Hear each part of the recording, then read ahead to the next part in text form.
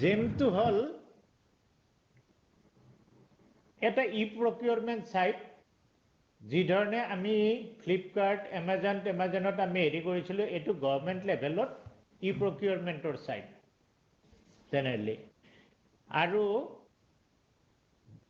ইয়াতে গভৰ্নমেণ্টক লগা যিকোনো বস্তুখিনিয়ে তাৰমানে অলমোষ্ট অল আৰু এৰাউণ্ড 90% বস্তু কভাৰ কৰি দিয়ে ইয়াতে হা তাৰে ভিতৰত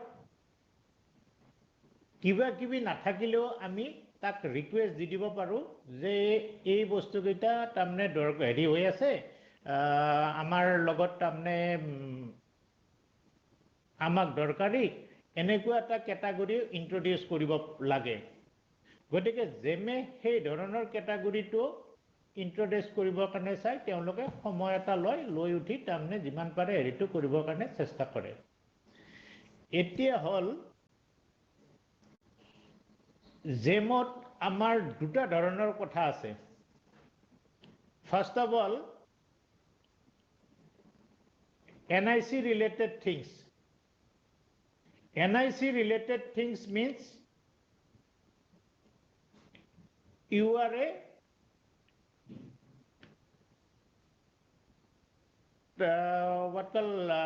consignee. All the DIOs are consignee. Consignee means you are the receiving end of all that means item which are meant for your district. And for NIC, you don't have to be the purchaser. You do not have to be the primary user and other things.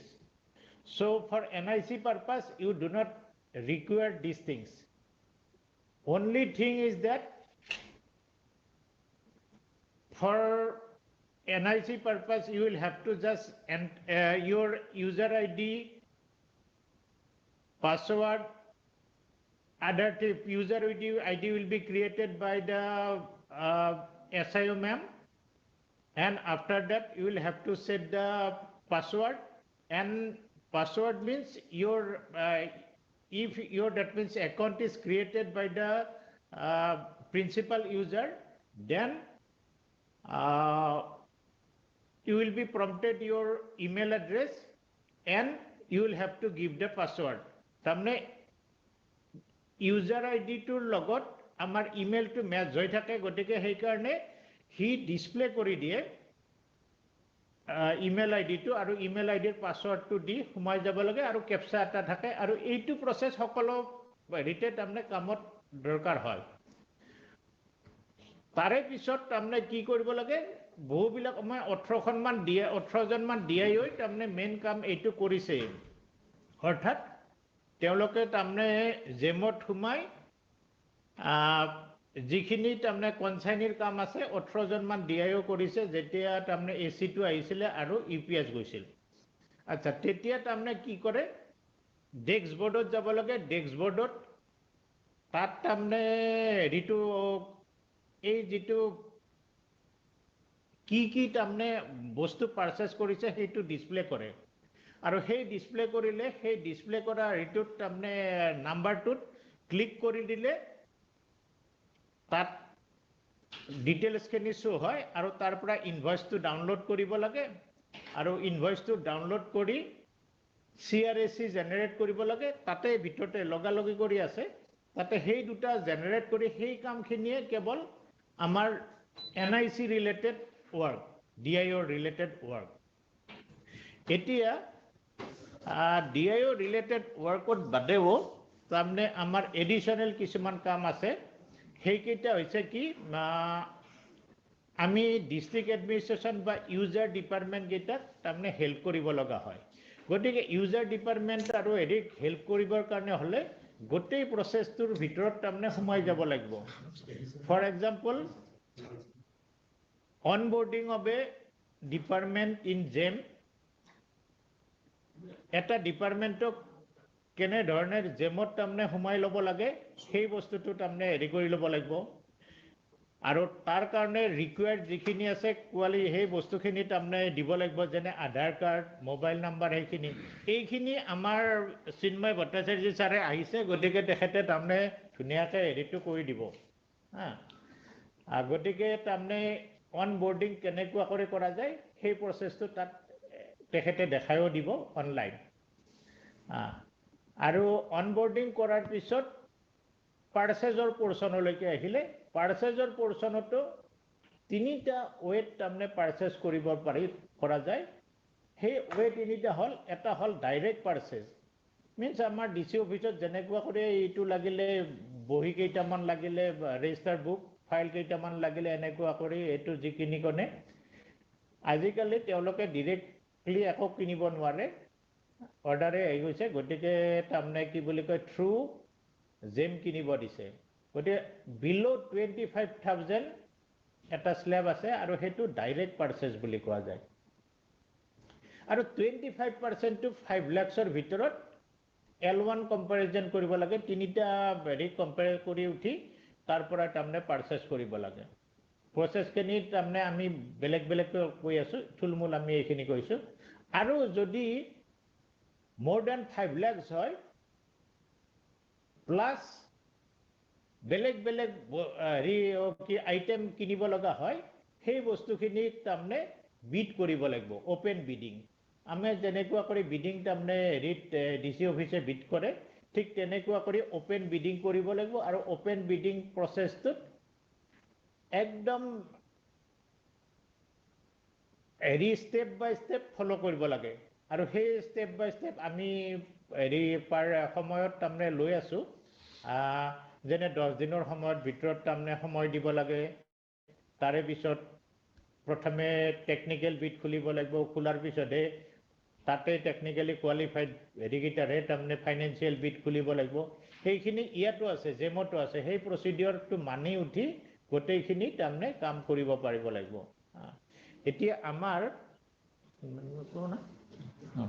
এতিয়া আমাৰ প্ৰথম step যিটো onboarding of what call a particular department or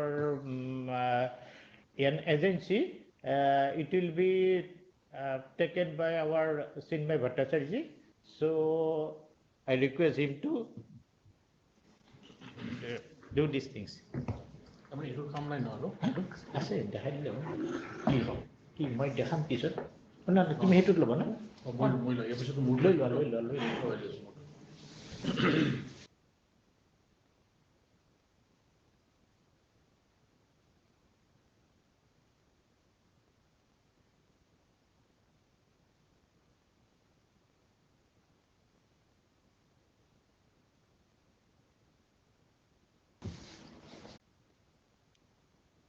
মই screen share কৰিব পাৰিনে? Screen share আছে না? আছে শ্বেয়াৰ কৰা আছে নেকি অলৰেডি? আপোনাৰ আছে পিপিটি আছে? হা পিপিটি আছে? পিপিটি নাই, মই এতিয়া আছে লাইভত অলপ জাষ্ট 5 ছেকেণ্ড পঠাই দিম। মই পিছত লৈ ল'ম।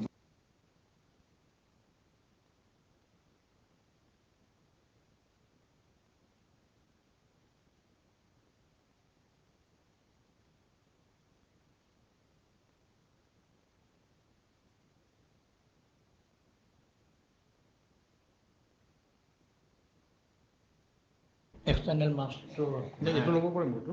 ঠিক আছে।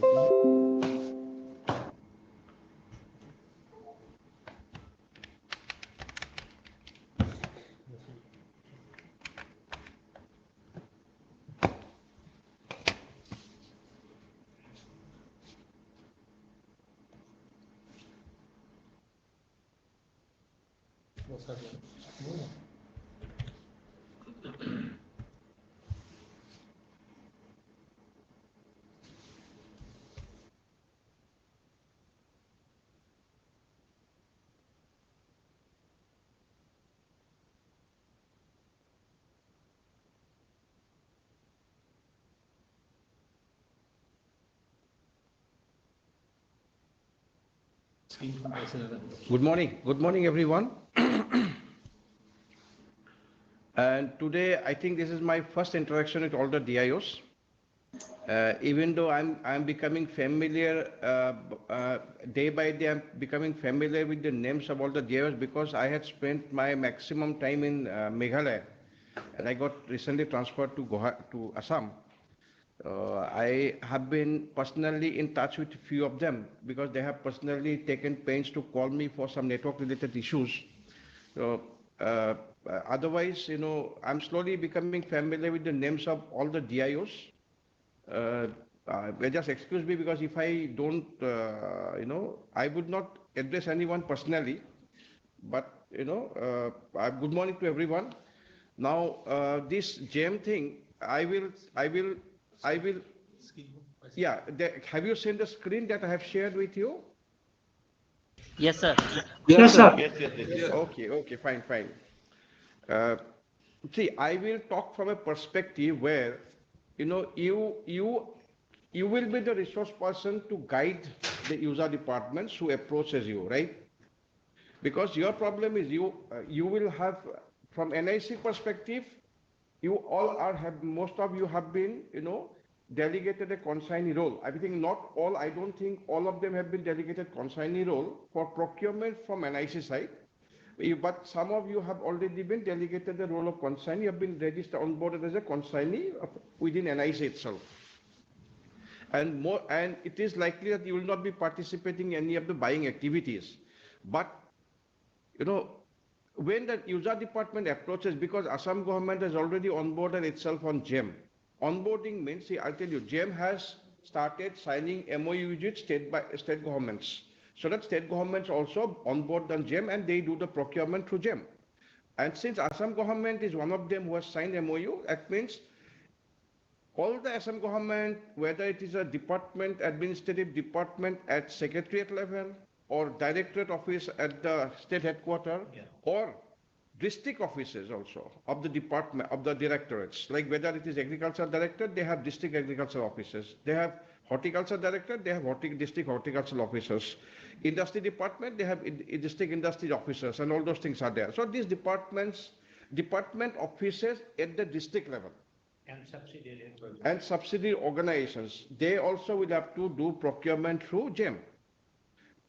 Earlier, the state government did have some procurement rules. Assam government did have some procurement rules, through which probably they used to have local tendering process. Through local tendering, they used to buy. Then we had this e-procurement, that CPPP portal also is there. That is also an option for the government departments. I mean, like, they have not discounted that because GEM has come, you cannot use CPPP. It's not that. CPPP is also equally valid. But CPPP portal is mostly, will be very useful for some line departments like PWD, irrigation, or, PHC, PHCD, because where construction related activities are there. When it comes to construction related activities, CPPP is a very useful portal. Okay, where they can sort tenders and all those BOQs and all those things they can upload in CPPP portal, and accordingly they can invite tenders. GEM also is another option, but mostly procuring goods is a very good option for GEM, in GEM.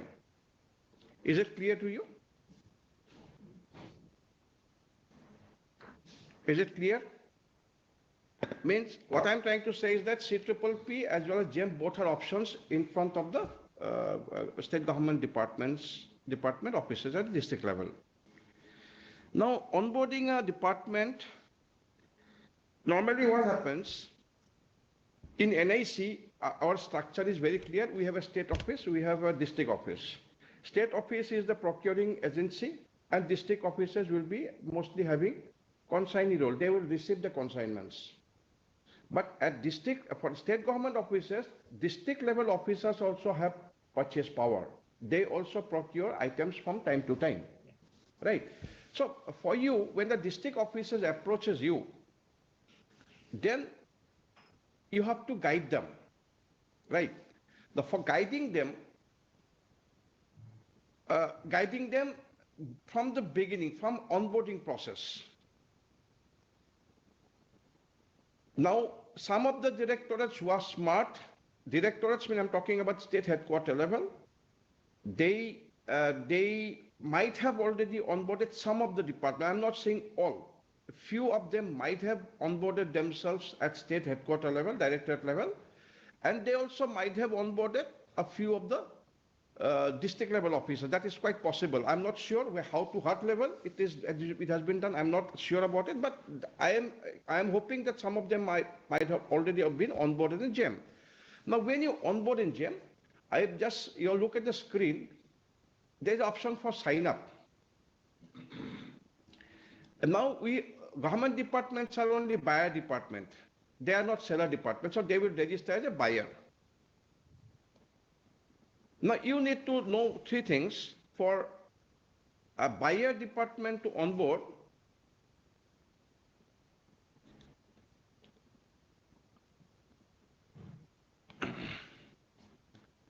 Create your organization buyer account. Okay. Now here, if you look at review terms and conditions, you just click here. It will open up the review page, the terms and conditions page. Okay. Now down below there is a checkbox. It is actually loading all the terms and conditions. Down below there is a checkbox. You check it here. Okay. Then after that you go ahead. Then the next page opens up. And the next page it opens up. It shows you the other. It is asking for Aadhaar number. Whose Aadhaar number? It is the number. I am doing a department or office onboarding. It is called primary user onboarding. Before doing all this thing, I'll tell you GEM has got two types of user. One is primary user and one is a secondary user. Who is a primary user? Primary user is the head of office or head of the department as delegated by head of office. So he has to first onboard himself. Means when a head of office onboards himself, it is called primary user registration. Basically, he is representing all the office itself. Now he will onboard it. During onboarding, the head of office at the district level may be a district level officer, like district agriculture officer, may be a head of office at district level. He will onboard himself, but he will be identified by his Aadhaar number. Aadhaar number is basically we are giving a personal identification. Now here he enters the Aadhaar number, then he will link it with mobile, which is linked to Aadhaar. A person might have more than one mobile number, but here we require that mobile number which is linked to Aadhaar. While doing all these things practically, it has been seen that many of these mobile numbers which were earlier linked to Aadhaar number is no longer valid. That is also possible. Because you see, Aadhaar exercise was done maybe 5 years back. That point of time, we had some Aircel number given to Aadhaar number. But that Aircel has become inactive now. But he also did not port it. That means that mobile number is gone. Currently, whatever mobile number he is having, he has to update it in the Aadhaar. Like for that, district officers, in every deputy commissioner's office, there is an Aadhaar enrollment center. You might be aware about it. So he has to go and update the current mobile number, link it with the Aadhaar number, and that mobile number has to be given here. Once he enters the Aadhaar number and mobile number, then there will be OTP-based authentication. OTP will come to his mobile number, and it will, what it does actually, it checks with the online authentication of the Aadhaar ID with the mobile number. If it is found okay, then mobile OTP will come to the mobile number, and he will give his Aadhaar number. He will give the OTP, and authentication is done. After authentication is done, he has to create his user ID, password, etc. Doing all these things, three important things you should keep in mind. For any user, whether it is primary user or it is a secondary user, all the users need to have Aadhaar number, mobile number linked to Aadhaar number, and a government email ID. You see, private email ID would not do. It requires a government email ID. Now, district level. Main checklist. Pardon?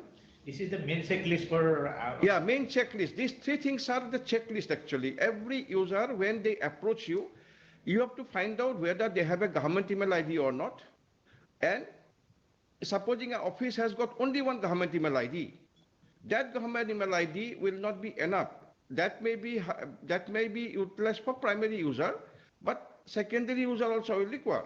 Not for primary user onboarding, whether it is primary user or secondary user, three things are required. You keep in mind. One is Aadhaar number of the person. Then we require a mobile link to Aadhaar number, and third is government email ID. Now coming to after primary user is created. Then just 1 minute, after the primary user is created, then primary user will create secondary users. There are three types of secondary users. One of them is consignee, one of them is buyer. Buyer is a secondary user. Consignee is another secondary user, and third is paying authority. Now, originally it was planned that each of the individuals might be a separate individual. Just 1 minute.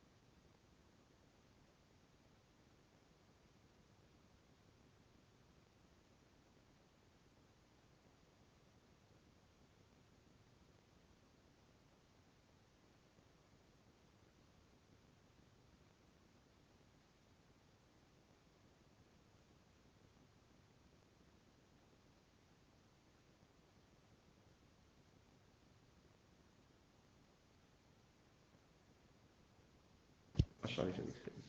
Primary user role is he will just create the secondary users, and he will observe the activities of the entire buying processes. Is it clear? Sir, I have a question here, sir. Yeah, if Sir, I have a question. anything you in between, you can interrupt me and you can ask me questions if you have some doubt. Sir, I have a question here, sir. Pardon? Yeah, Sir, carry on. I'm speaking from Kamrup, sir. So, in case of email ID, sir, government email ID is required, we know, sir, but designation-based email ID is only required, or individual personal name-based email ID is also required. I mean, also works. For example, sir, in case of DC, Deputy Commissioner, normally government email ID is there. I mean, designation-based email ID is there. See, I'll tell you, you all know, all the officers now, when e-office is being implemented, I'm aware that all the districts are rolling out e-offices. The e-offices require a name-based email ID to identify the person, right? And we are discouraging use of government email ID, I mean like designation-based email ID, but in GEM, designation-based email ID is preferred. Because why I'm telling, the reason is that designation-based email ID, when an incumbent retires or he gets transferred to another office from one district to another district, the person who will be coming and replacing him, he will start using the same email ID. So in GEM, the designation-based email ID is the preferred option. If we clear on that, if a government department, if a district office has got a designation-based, only one designation-based email ID, they need to create minimum three designation-based email IDs are required in a district office if they want to start buying on their own. So you have to tell them that the district office will have to have minimum 3 email IDs, and these 3 email IDs should be government email IDs, but designation-based email IDs, not name-based email ID. And entire buying processes should be done at slightly senior level officers. There is a clear-cut guidelines in GEM that in GEM for registration of users should be section officer and above. Section officer means in our central government section officers are always Group B gazetted officers. Okay, Now, Group B gets that officers and above should be the officers who will be playing the role in GEM. Now, it's a different matter. What happens? They create, we create email IDs for government officers, but what happens? That buying process is done by some LD assistant or UD assistant using the credentials of the senior officers. Because they share the credentials to them, because officers don't have much time, so they say that you do it. But what happens is that you need to guide them how to the special process which will be followed. Mr. Ajit will be following up with a thing. He will show whatever is there. But you should be very clear on that. One is government designation-based government email ID. A minimum 3 are required. Why minimum 3 are required? One for the primary user, one for the two for the secondary. Two for the secondary user means out of these 2 for secondary user, one will be used by the same person who will be playing the role of buyer and consignee. Okay? For buyer and consignee role, one single email ID will do. The same person can play the buyer and consignee role. And the second secondary user will be the paying authority. Now, in district level offices, the problem is, I'll tell you, in state government structure is different. State government, what is happening? In state government, district officer, the district head of the office is the paying authority because he signs the check. For any release of payment, a district agriculture office or district horticulture office will be the state signing authority. He becomes the paying authority. But the question is whom to give, whom to delegate. I mean, like if you make the district level officer as the primary user cannot play the secondary user role. That is mutually exclusive. A primary user can never play a secondary user role. Secondary users should be totally different persons. Clear? চিন্ময়দা আকৌ এবাৰ repeat কৰি দিব নেকি? কোনে কৈছা এইটো? দীপ কমলে কৈছে। দীপ এবাৰ আকৌ ৰিপিট কৰি দিয়কচোন। That is দীপ কমল, মই কৈ দিছোঁ কথাটো। primary user, consignee and payment authority. Suppose আমাৰ তাৰমানে কি DC হৈছে প্ৰাইমাৰী আমি কি কৰোঁ, মই যেতিয়া মেঘালয়ত আছিলোঁ, মই তোমাক কথা কৈছিলোঁ, প্ৰাইমাৰী ইউজাৰ বিলাকৰ কি হয়, they also are the paying authority. Practically, they are the paying authority. Supposing director agriculture, director industry, he has got the power to sign checks, which he is the one who finally released the payment. So he practically is the paying authority. Now, teok jodi tumi head of office bonwa, teok jodi primary user bonwa, you cannot make him secondary user paying authority. In that scenario, an officer just below the director level will be with the knowledge, with the concurrence of the director. He will be the primary user. Say the additional director will be the primary user, and additional director baki eku role nai. He will just create secondary users. Out of secondary user, he will create one person as secondary user who will be assigned the role of buyer and consignee, and director jonok ako paying authority banai thoi dibo tamane. Is it clear now? Okay, in DC office parallels, can you give some structure? Suppose we will make one ADC, additional deputy commissioner, designation based additional deputy commissioner. He will be the primary user, and since DC is the approving authority, there is the payment authority, and DC will be the secondary user. Yeah, Am I DC right? will be second. No, Deep Kamal. I have seen that ADC Nazarat is the paying authority in DC office. নহয় And ADC নহয়, ultimately DC to পইচাটো DC হে release কৰিব, ultimately DC is releasing the amount. DC তাৰমানে paying authority নকৰা ভাল হ'ব, কাৰণ কিয় জানেনে, DC ইমানখিনি হেৰি কৰি হেণ্ডেল কৰি থাকিব নোৱাৰিব পেইঙৰ কামখিনি। যদি এইটো নহ'ব। যদি মই কৈছো কথাটো, মোৰ কথাটো যদি আমাৰ এইটো ষ্ট্ৰাকচাৰ হয় যে ADC is the paying authority, তেতিয়া আমাৰ প্ৰব্লেমটো ধুনীয়াকে সলভে হৈ গ'ল।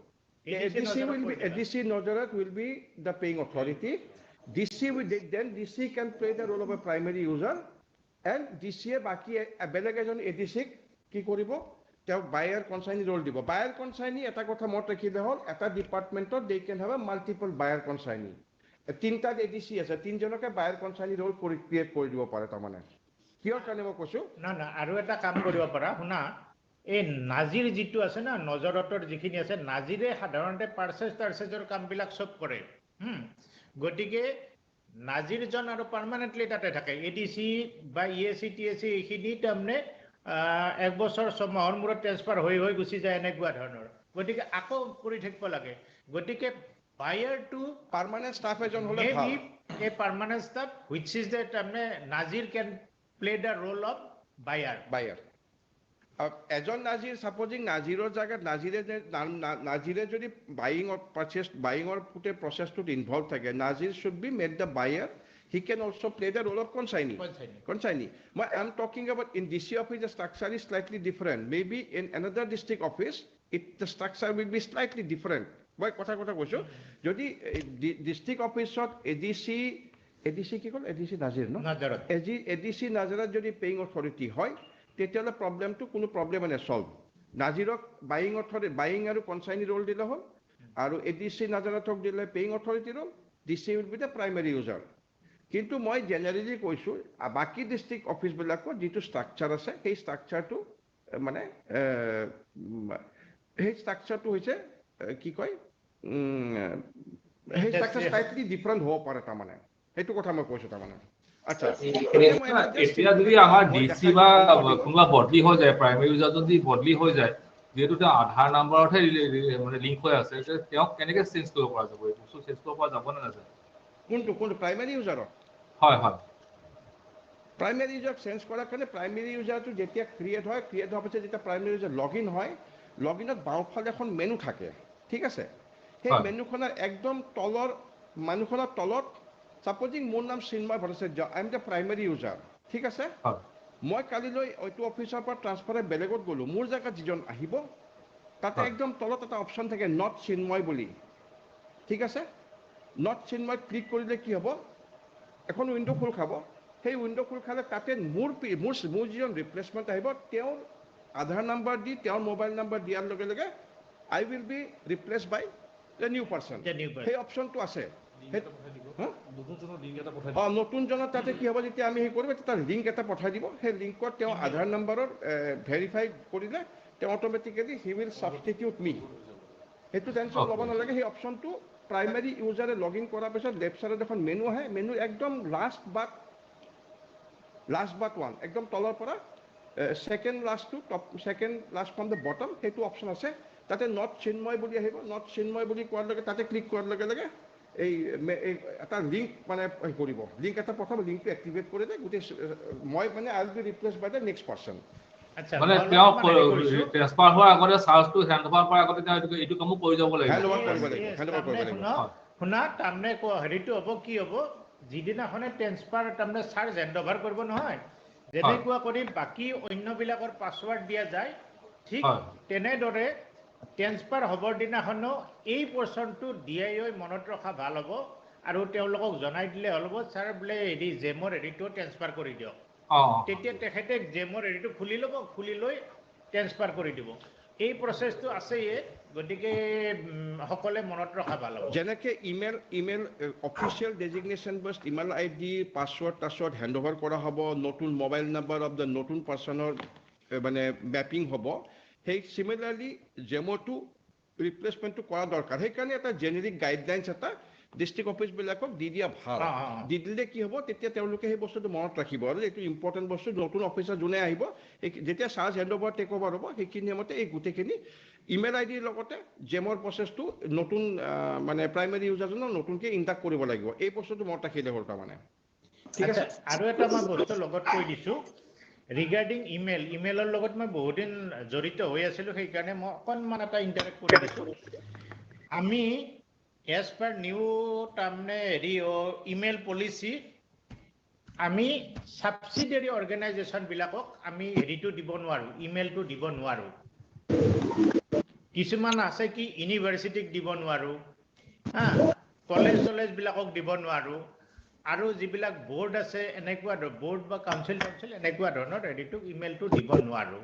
আৰু এই সেইটো দীপক। ক্ষেত্ৰত আমাৰ অসুবিধা দীপক মই এটা কথা শুনা তোমালোকে যিটো কথা ক'লা এইটো চবখিনি ঠিকে আছে আমি বেছি প্ৰাইমেৰী হয় আৰু বাকীখিনি ঠিকে আছে যিটো সিকুৱেন্সৰ কথা ক'লে আৰু তুমি যিটো কথা ক'লা ট্ৰেন্সফাৰ হোৱাৰ দিনাই এই কথাটো ডিআইও বিলাকে কৈ দিব ইট ইজ ডিআইৰ ৰেছপন্সিবিলিটি আমিতো কেতিয়াবা গম নাপাওঁ ডিআইঅৰ ৰেছপন্সিবিলিটি নহয় ডিআইঅৰ ৰেছপন্সিবিলিটি এইটোও নহয় যে মোৰ গোটেইখিনি শিকি লোৱাটো কাৰণ না শুনা সেইটো কথা কোৱা নাই মই সেইটো কথা কোৱা নাই জানাটো ভাল কিন্তু আমি কেতিয়াবা গম নাপাম কোনোবা এডিসি গুচি গ'ল নজৰতৰ এডিসি ট্ৰান্সফাৰ হৈ গুচি গ'ল সেইদিনাই যে আমি কৰিব লাগিব ইট ইজ আৱাৰ ৰেছপন্সিবিলিটি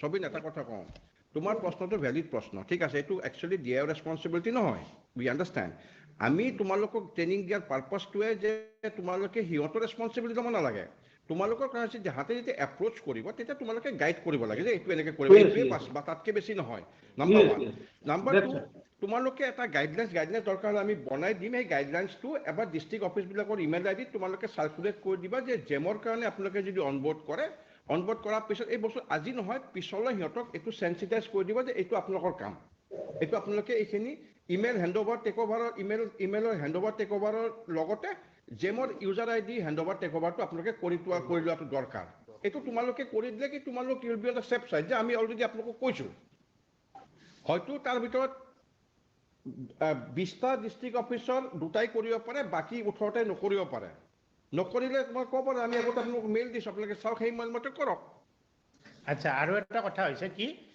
এবাৰ তাৰমানে ট্ৰেন্সফাৰ হোৱাৰ সময়ত যদি কৰা নাযায় নহয় পিছত কিন্তু বিৰাট অসুবিধা এটা ফেচ কৰিব লগা হয় ডিআইঅ বিলাকে ফেচ কৰি থাকিব পাৰিব সেইটো আৰু আমাৰ কথা নহয় এইটো এনেকুৱা ধৰণৰ অসুবিধা এটা হ'ব কাৰণ আমি বহুতবিলাক অফিচ এতিয়া আহি আছে 6 মাহ এবছৰ হ'ল ট্ৰেন্সফাৰ হৈ গৈছে বা কি বুলি কয় ৰিটায়াৰ্ড হৈ গৈছে সেইবিলাক তাৰমানে ইনভেলিড ইমেইল গতিকে সেইবিলাকেদি একো কৰিব নোৱাৰা হৈ গৈছে এনেকুৱা ধৰণৰ গতিকে সেইটোত আকৌ নতুনকৈ বৰ্ডিং কৰিব লগা হৈ যায় তাৰমানে ডিপাৰ্টমেণ্টটো হা গতিকে এটা ডাঙৰ পেইন ল'ব লগা হয় এটা সময়ত আজি আমি কোৱাৰ উদ্দেশ্যটো এইয়ে যে ডিআইঅ বিলাক হেল্প কৰিবৰ কাৰণেহে আজি এই যিটো ছফ্টৱেৰৰ ভেৰিফিকেশ্যন এইটো আমাৰ NICৰ ছফ্টৱেৰ নহয় জেমটো হা কিন্তু আমি নিজে শিকি মেলি আমি ডিআইঅৰ লগত শ্বেয়াৰ কৰিছোঁ কি কাৰণত বায়াৰৰ ৰেছপন্সিবিলিটি কি অমুকৰ ৰেছপন্সিবিলিটি কি যাতে ডিআইঅ অসুবিধাত নপৰে ডিসি অফিসে বা কোনোবা এটা ডিপাৰ্টমেণ্টে যদি আমাক সোধে সেইটোত অসুবিধা নপৰে এনেকুৱা ধৰণৰ আচ্ছা আৰু এটা কথা কওঁ মই লগতে ইমেইলটো যদি কোনোবাই এখন বোৰ্ড এখন আহে বা ইউনিভাৰ্চিটি এখন আহে এনেকুৱা ধৰণৰ তেওঁলোকে আহিলে তেওঁলোকক আমি ইমেইলটো গভৰ্ণমেণ্ট ইমেইল দিব নোৱাৰোঁ গতিকে তেওঁলোকে gembuyer.in তাৰমানে হেৰি কি বুলি কয় এপ্লাই কৰিব লাগিব ই ফৰ্মৰ জৰিয়তেও কৰিব পাৰি আৰু নহলে প্ৰাইমাৰী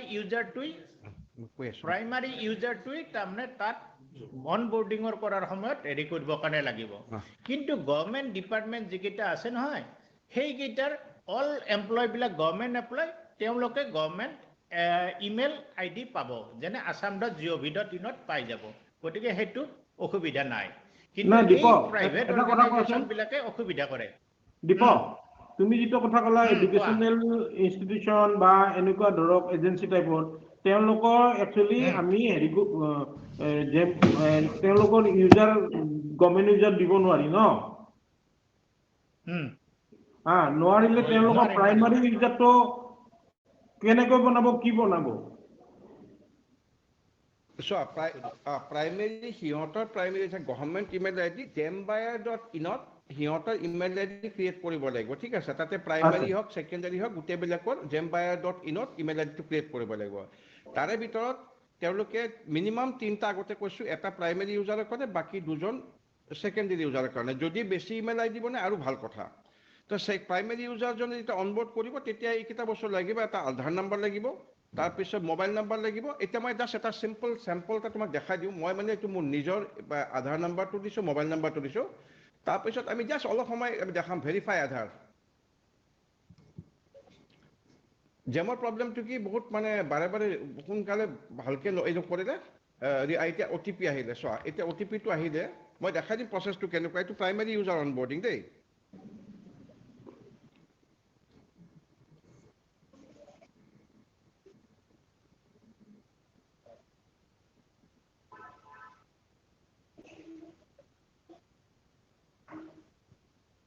One two seven 12723 12723 এইটো OTP মই এটা ভেৰিফাই কৰিম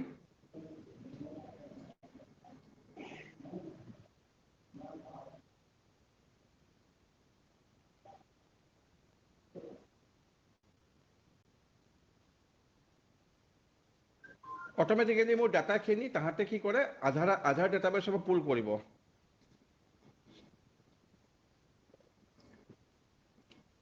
এতিয়া মোৰ নামটো আহি গ'ল চিন্ময় ভট্টাচাৰ্য এতিয়া কি হ'ব অৰ্গেনাইজেশ্যন টাইপটো ইয়াত আহিব তুমি দেখাবা organisation type central government state government এই বস্তুটো তাহাঁতে জানিব লাগিব ষ্টেট গভৰ্ণমেণ্ট আহিব মই চাপ'জ চেন্ট্ৰেল গভৰ্ণমেণ্টে দিলোঁ ঠিক আছে চেন্ট্ৰেল গভৰ্ণমেণ্ট দিলোঁ চেন্ট্ৰেল গভৰ্ণমেণ্ট দিয়াৰ লগে লগে মিনিষ্ট্ৰী আহিব এই চেন্ট্ৰেল গভৰ্ণমেণ্ট ষ্টেট গভৰ্ণমেণ্ট দিওঁ ষ্টেট গভৰ্ণমেণ্ট দিওঁ মই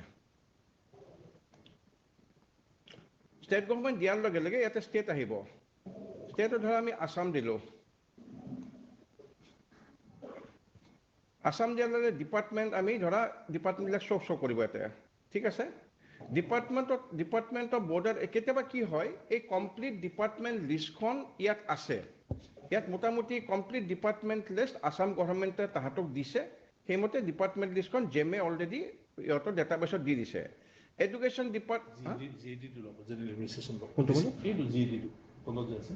জেনেৰেল এডমিশ্যন ডিপাৰ্টমেণ্টটো ল'লোঁ মই জেনেৰেল এডমিশ্যন ডিপাৰ্টমেণ্টটো ল'লোঁ ঠিক আছে জেনেৰেল ডিপাৰ্টমেণ্ট দিয়াৰ পিছত ইয়াতে অৰ্গেনাইজেশ্যন চিলেক্ট অৰ্গেনাইজেশ্যন কৰিম ইয়াত অৰ্গেনাইজেশ্যন কিবা Assam Bhawan Chennai deputy commissioner office Assam Bhawan আৰু ক'ৰবাত আছে নেকি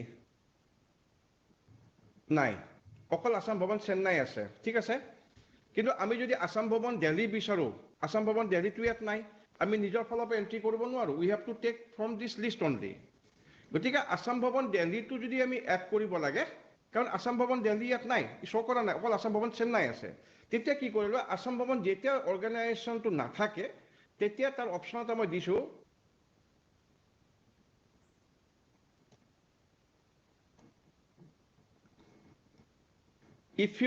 ইয়াত দেখা আছে if you do not have government email ID click here এইটো এপ্লাই কৰিব এই jembuyer.in আহি যায় ঠিক আছে এতিয়া কি হয় যদি এইটো নাথাকে এতিয়া ইয়াত এটা লিংক আছে লিংকটো ইয়াতে শ্ব' কৰা নাই তোমাৰ এইটো if you do not find your organisation hierarchy below' click here ইয়াতে কি কৰিব লাগিব তোমাৰ এই বাচনটোত ছাপ'জিং আসাম ভৱন দিল্লীটো ইয়াত লিষ্টেড নহয় তোমাৰ কিন্তু আসাম ভৱন দিল্লী অনবোৰ্ড কৰিব বিচাৰে তেতিয়া কি কৰিব লাগিব কাৰণ এই লিষ্টত যেহেতু লিষ্টেড নহয় তেতিয়া আমি এই লিংকটো ক্লিক কৰিব লাগিব এইটো ক্লিক কৰি পেলাই আমি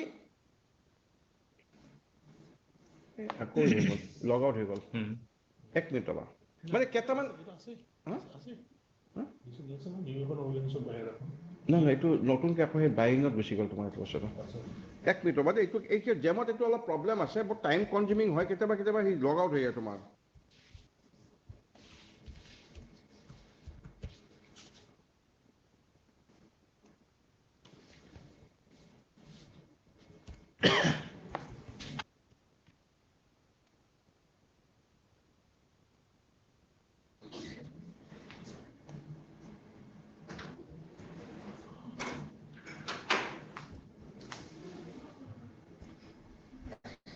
এছেঞ্চিয়েল এইবিলাক সৰু সৰু পইণ্ট যিবিলাক মই ক'ব বিচাৰিছোঁ আদাৰ দেন ডেট এবাৰ কি হ'ল প্ৰাইমেৰী ইউজাৰটো ক্ৰিয়েট হোৱাৰ পিছত প্ৰাইমেৰী ইউজাৰত ক্ৰিয়েট অনবোৰ্ডিং কৰোঁতে এনেকুৱা প্ৰব্লেম কিছুমান ফেচ কৰা যায় যিটো প্ৰব্লেম হৈছে আমাৰ অৰ্গেনাইজেশ্যন যিটো আমি ৰেজিষ্টাৰ কৰিব গৈছোঁ সেইটো লিষ্টেড নহয় তেতিয়া লিষ্টেড নহ'লে কি হয় সেইটো আমি সেই লিংকটোত ক্লিক কৰি পেলাই ডিটেইলবিলাক ভৰাব লাগে ভৰাই পেলাই ছাবমিট কৰিব লাগে ছাবমিট কৰাৰ পিছত কি কৰিব লাগে এটা ইমেইল ID আমাৰ কি হয় ষ্টেটত এজন ষ্টেট গভৰ্ণমেণ্টৰ কাৰণ আমি ষ্টেট গভৰ্ণমেণ্ট অনবোৰ্ডিং কৰিব গৈ আছোঁ ষ্টেট গভৰ্ণমেণ্টৰ এজন জেমৰ নোডেল অফিচাৰ থাকে সেই নোডেল অফিচাৰজনলৈ ইমেইলটো পঠাব লাগে সেই নোডেল অফিচাৰজনে কি কৰে সেই ইমেইলটো এপ্ৰুভ বুলি কৈ পেলাই সেইটো জেমলৈ পঠায় জেমে তেতিয়া কৰে কি সেই পাৰ্টিকুলাৰ অৰ্গেনাইজেশ্যনটো তাতে লিষ্ট কৰি দিয়ে তাৰমানে এড কৰি দিয়ে তেতিয়া কি হয় এইটোৰ কাৰণে দুদিন মিনিমাম 48 আৱাৰ্ছ লাগে 48 আৱাৰ্ছৰ ভিতৰত সেইটো নতুন যিটো আনলিষ্টেড অৰ্গেনাইজেশ্যন সেইটো লিষ্ট হৈ যায় তাৰপিছত এনেকুৱা হয় কিয় এই লিষ্ট যিখন আছে এখন একদম এক্সক্লুসিভ লিষ্ট নহয় যে তাতে আৰু বেলেগ নাই, মানে এইবিলাক নতুন নতুন বহুত অৰ্গেনাইজেশ্যন এনেকৈ দিনৰ পিছত দিন এড হৈ গৈ থাকে। সিহঁতে যিখন লিষ্ট প্ৰথমতে পাইছিলে ষ্টেট গভৰ্ণমেণ্টৰ পৰা সেইকেইখন অনবোৰ্ড কৰি দিছে, কিন্তু ইয়াৰ বাহিৰেও বহুত এনেকুৱা ডিপাৰ্টমেণ্ট অফিচ আছে যিবিলাক অফিচ লিষ্টেড নহয়। সেই যেতিয়া লিষ্টেড নহয় তেতিয়া কি কয় ইউজাৰ ডিপাৰ্টমেণ্টে নিজৰ ফালৰ পৰা, এইটো খালি মই এইকাৰণে জানিবৰ কাৰণে কৈছোঁ, DIO বিলাকে ইউজাৰ ডিপাৰ্টমেণ্টক এই পইণ্টটো পইণ্ট আউট কৰি দিব লাগে যে কেতিয়াবা লিষ্ট নাথাকিলে সেইটো আমি এনেকৈ লিষ্ট কৰিব পাৰোঁ তাৰমানে, ঠিক আছে। তাৰপিছত ছেকেণ্ডেৰী ইউজাৰটো কি হয়, প্ৰাইমেৰী ইউজাৰে যেতিয়া লগ ইন কৰি ছেকেণ্ডেৰী ইউজাৰ কেইটা ক্ৰিয়েট কৰে। ছেকেণ্ডেৰী ইউজাৰ ক্ৰিয়েট কৰাৰ সময়ত সিহঁতে তাতে ছেকেণ্ডেৰী ইউজাৰৰ ইমেইল ID, তাৰপিছত ইউজাৰ ID গোটেইখিনি দি দিয়ে। দিয়াৰ পিছত কি হয়, ছেকেণ্ডেৰী ইউজাৰটোৰ ইমেইল IDত এটা লিংক যায় তোমাৰ। ছেকেণ্ডেৰী ইউজাৰৰ ইমেইল ID, যিটো ইমেইল ID আমি দিওঁ সেইটো লিংক যায়। ছেকেণ্ডেৰী ইউজাৰ মানে মই কৈছোঁ বায়াৰ বা কনচাইনি আৰু পেইং অথৰিটি ইণ্ডিভিজুৱেলি লিংকবিলাক যায়। সেই জেম লিংকটোত ক্লিক কৰিলে তাহাঁতে কি কৰে, জেম লিংকত সোধে এই ছেকেণ্ডেৰী ইউজাৰৰ আধাৰ নাম্বাৰটো আৰু মোবাইল নাম্বাৰটো দিব লাগে। মোবাইল নাম্বাৰ দিয়াৰ লগে এটা OTP আহিব, সেই OTPটো যদি অথেণ্টিকেট কৰাৰ পিছত সি অট'মেটিকেলি সি এক্টিভ হৈ যায়। এইটো হ'ল চিষ্টেম তাৰমানে ছেকেণ্ডেৰী ইউজাৰ ক্ৰিয়েট কৰা, ঠিক আছে। মই জাষ্ট এটা মানে এইটো দেখাই দিছোঁ কিহৰ কাৰণে, মই প্ৰেক্টিকেলি দেখাব ভাল পালোঁ হয়, কিন্তু প্ৰাইমেৰী ইউজাৰৰ মোৰ কোনো এক্সেছ মোৰ লগত নাই, কোনো প্ৰাইমেৰী ইউজাৰৰ এক্সেছ নাই। আমাৰ ইয়াতে প্ৰাইমেৰী ইউজাৰৰ এক্সেছ অকল SIৰ লগত আছে। SIৰ লগত থাকিলে LDAP গোটেইটো আমাৰ, আৰু জেমত এটা বস্তু মনত ৰাখিলে হ'ল, জেমৰ গোটেই বস্তুটো LDAP ক্ৰেডেঞ্চিয়েলছ, তাৰমানে আমি যিবিলাক ইমেইল ID দিওঁ, আমাৰ ইমেইল ID যিটো পাছৱৰ্ড সেইটো পাছৱৰ্ডে সেই লগ ইন হয় তাৰমানে। ছাপ'জিং ইউজাৰ এজনে সি XYZ ইউজাৰ পাছৱৰ্ড ৰাখিব পাৰে, বাট পাছৱৰ্ড ছেটিং কৰা ইউজাৰবিলাকে যেতিয়া নিজকে কৰে ক্ৰিয়েট কৰাৰ সময়ত নিজৰ পাছৱৰ্ড ছেটিঙত এটা অপশ্যন থাকে। সেই অপশ্যনত যদি ছেকেণ্ডেৰী ইউজাৰটোৱে যদি এটা পাছৱৰ্ড ৰাখিলে, সেই পাছৱৰ্ডটোৰ কোনো কাম নাই আচলতে। আল্টিমেটলি যেতিয়া সি লগ ইন কৰিব, তেওঁৰ ইমেইল ID যিটো LDAP ক্ৰেডেঞ্চিয়েল সেইটো ক্ৰেডেঞ্চিয়েল দিহে লগ ইন হয় তাৰমানে। সেইটো তোমালোকে চাগে নিজেও দেখিছা যোনে যোনে। য়েছ আপুনি যে ক'লে হেৰি আমি যদি এইটো লোকেশ্যনটো নাথাকে অনবোৰ্ডত, তেতিয়া আমি এইটো ক্লিক কৰি আমি ডিটেইলছটো ভৰাই নোডেলৰ হেৰি কি কয় ষ্টেট গভৰ্ণমেণ্টৰ জেমৰ এজন নোডেল অফিচাৰ আছে। সেই নোডেল অফিচাৰজনে মেইলটো দিব লাগে। সেইটো আমি LIC দিব নালাগে। সেই ষ্টেট গভৰ্ণমেণ্ট ডিপাৰ্টমেণ্ট ডিষ্ট্ৰিক্টত যোনে আছে বা যিটো অৰ্গেনাইজেশ্যন অনবোৰ্ড কৰিব, সিহঁতৰ ইমেইল IDৰ পৰা নোডেল অফিচাৰজনে ইমেইল দিব লাগে, ক'ব লাগে যে আমি এইখন লিষ্ট, এইখন আমাৰ অৰ্গেনাইজেশ্যনটো এড হোৱা নাছিলে, আমি এড কৰি দিছোঁ, আপুনি কাইণ্ডলি এপ্ৰুভ কৰি দিয়ক। এপ্ৰুভ কৰি দিলে হ'ল। সেইটো ঠিকে আছে, কিন্তু আমি তাৰে নোডেল অফিচাৰৰ হেৰি এড্ৰেছ বা কিবা তাত অট'মেটিক আহে নে জানিব লাগিব? নাহে। এইটো ইমেইল IDটো একচুৱেলি কি হয়, ষ্টেট গভৰ্ণমেণ্টৰ ইমেইল IDটো জেনেৰেলি কি হয়, ষ্টেট গভৰ্ণমেণ্টৰ লগত সেইটো আমি ষ্টেট গভৰ্ণমেণ্টৰ কোনজন নোডেল অফিচাৰ সেইটো আমি ল'ব লাগিব, লৈ পেলাই আমি শ্বেয়াৰ কৰিব পাৰিম তাৰমানে।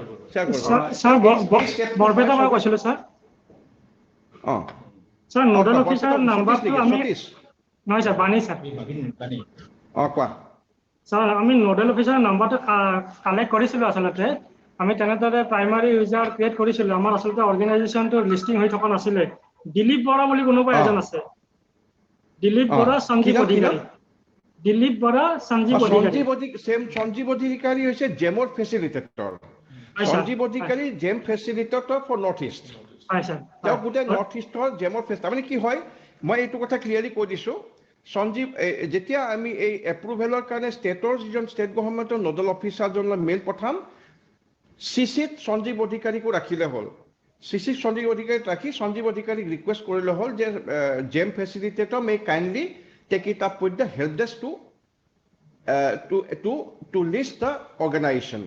এইটো দিলে সঞ্জীৱ অধিকাৰীয়ে কি কৰিব, তেওঁ GeM facilitator for north east, তেওঁ কি কৰিব, জেম হেল্প ডেস্কক তেওঁ ইনষ্ট্ৰাকশ্যনটো দি দিব যে এইটো ডিপাৰ্টমেণ্ট, এই পাৰ্টিকুলাৰ অৰ্গেনাইজেশ্যনটো লিষ্টেড নহয়, তোমালোকে কৰি দিয়া। এতিয়া জেম হেল্প ডেস্কৰ পৰা গোটেই প্ৰব্লেমটো ছল্ভ কৰি দিয়ে। তাৰপিছত দুদিন পিছত আমি দেখিম যে লিষ্ট, দুদিন আগত যিটো নাছিলে, দুদিন আগত সেইটো লিষ্ট হৈ গৈছে। এইটো এটা অলপ কাম প্ৰচেছটো মানে কি অলপ টিডিয়াছ প্ৰচেছ, সিহঁতে টাইম লয় 48 আৱাৰ্ছ। ঠিক আছে, 48 আৱাৰ্ছৰ আগতো হৈ যায়। কি ক'লে? আমাৰ 2 দিনমান লৈছিলে, তাৰপিছত এক্টিভেট হৈ গৈছিলে ছাৰ।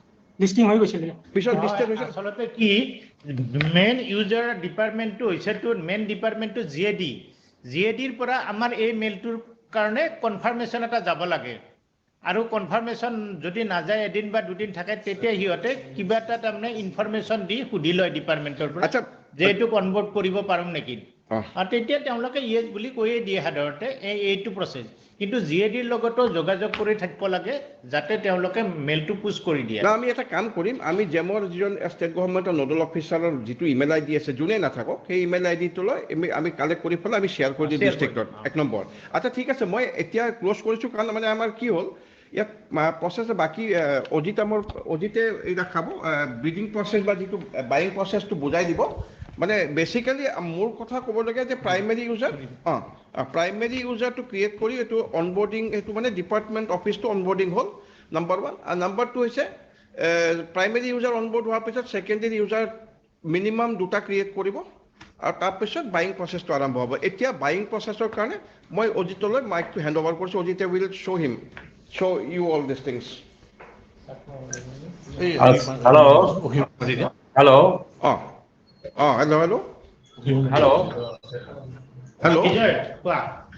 স্যাৰ আমি গম পাওঁ বাৰু কিন্তু আপোনাৰ এই ইমেইলটো গভৰ্ণমেণ্ট ডোমেইনৰ হ'বই লাগিব নে তেনেকুৱা কথাটো কৈ দিলে ভাল আছিল নেকি আমাৰ বেলেগ ডিপাৰ্টমেণ্টৰ মানুহ আছে না ষ্টেট গভৰ্ণমেণ্ট ডিপাৰ্টমেণ্টবিলাকতো কোনো ইছ্যু নাই যে পিয়ৰ গভৰ্ণমেণ্ট ডিপাৰ্টমেণ্ট সেইবিলাকৰ কোনো ইছ্যুৱে নাই তাহাঁতে গভৰ্ণমেণ্ট ইমেইল আইডি পাব কিন্তু PSU যদি আছে কোনোবা বা অট'নমাছ বডি আছে সে ফৰ এক্সাম্পল কিছুমান অট'নমাছ অৰ্গেনাইজেশ্যন থাকে যিবিলাক সেইবিলাক অৰ্গেনাইজেশ্যন পিয়ৰ নহয় তাৰমানে তেনেকুৱা অৰ্গেনাইজেশ্যনবিলাকৰ কাৰণে jembuyer.in টোতহে এপ্লাই কৰিব লাগিব এইটো জানিব লাগে তাৰমানে হয় আৰু অৰ্গেনাইজেশ্যনে নিজে গম পাব যে আমি পিয়ৰ গভৰ্ণমেণ্ট ডিপাৰ্টমেণ্ট নে আমি অট'নমাছ বডি সিহঁতে ক'ব কোৱাৰ পিছত একৰ্ডিংলি jembuyer.in এপ্লাই কৰিলে হ'ল jembuyer.in বেলেগ নহয় আমাৰ email.gov.in এটা ইনষ্টেন্স চিমিলাৰ ইনষ্টেন্স তাৰমানে তাৰো গোটেই বস্তুটো ইমেইলৰ ডাটাবেছটো আমাৰ লগতেই আছে jembuyer.in কিন্তু এপ্ৰুভিং অথৰিটিটো বেলেগ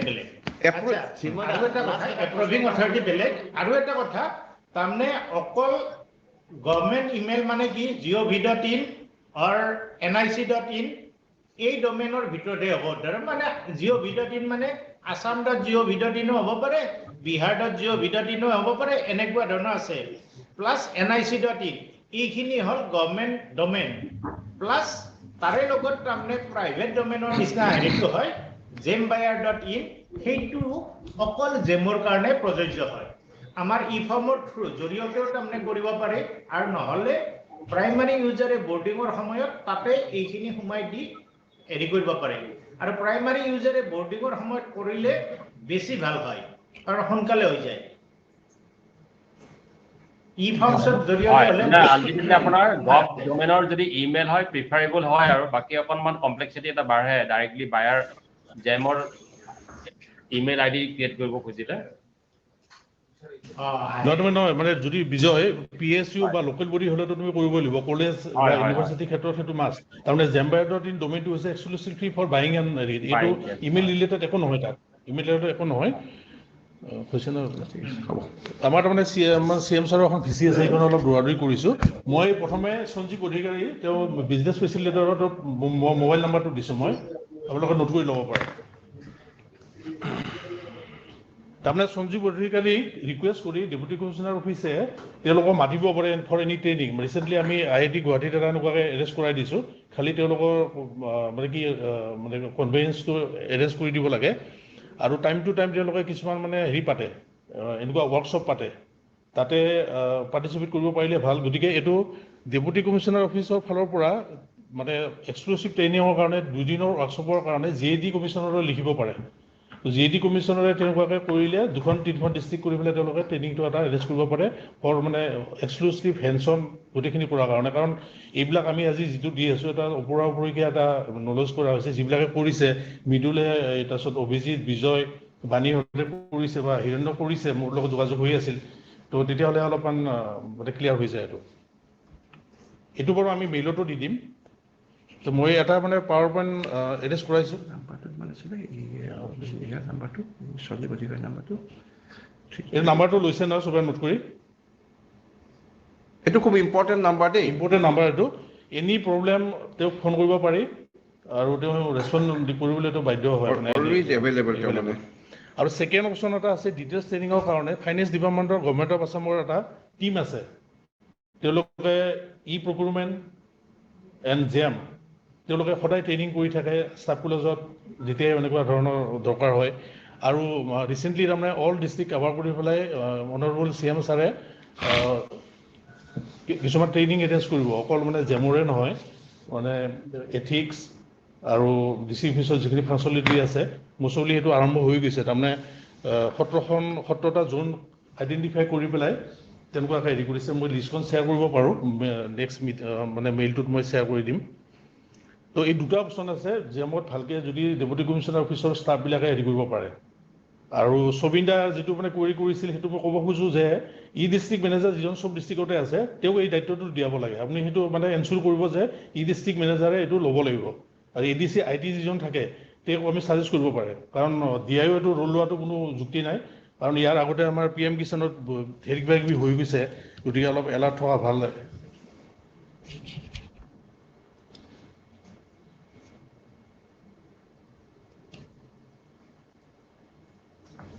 স্ক্ৰীনখন পাইছে ন চবে?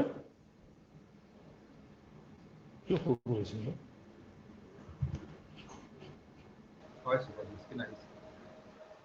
পাইছে ন চবে স্ক্ৰীনখন? আহিছে ছাৰ। তাৰমানে এই PPT-টো মই নেক্সট অলপমান পিছতে মই হেৰি কৰি দিম, ট্ৰেইনিঙৰ পিছতে মই শ্বেয়াৰ কৰি দিম। আৰু অলৰেডি মানে অনবৰ্ডিঙৰ কামখিনি যদি ভালে ভালে হৈ যায়, ঠিকে হৈ যায়, পাৰ্চেছ প্ৰচেছৰ কাৰণে বেছি ৱৰি কৰিব লগা নাই। কাৰণ আমি ইয়াতকৈ বহুত হাইফাই ছফ্টৱেৰৰ লগত কাম কৰিছোঁ, গতিকে এইটোৰ ওপৰত বেছি মই নকওঁ। সেইকাৰণে ইয়াতে মই এটা ক'ম যে জেমৰ যিটো পাৰ্চেছৰ প্ৰচেছ সেইটো মানে GFR 2017 জেনেৰেল ফাইনেন্সিয়েল ৰুল 2017ৰ আণ্ডাৰত কিছুমান ৰুল আছে, সেই ৰুলবিলাক ফ'ল' কৰিব লাগে। ফ'ল' কৰিবই লাগিব, নহ'লে এইটো এটা ফাইনেন্সিয়েল হেৰি এটা প্ৰব্লেম হৈ যাব পাৰে। আৰু ৰুল নম্বৰ হৈছে এইটো 149 জেমৰ কাৰণে। আৰু 149ত কি হয়, এটা কমিটি এখন থাকিব লাগে DC অফিচত যিকোনো পাৰ্চেছ কৰাৰ কাৰণে।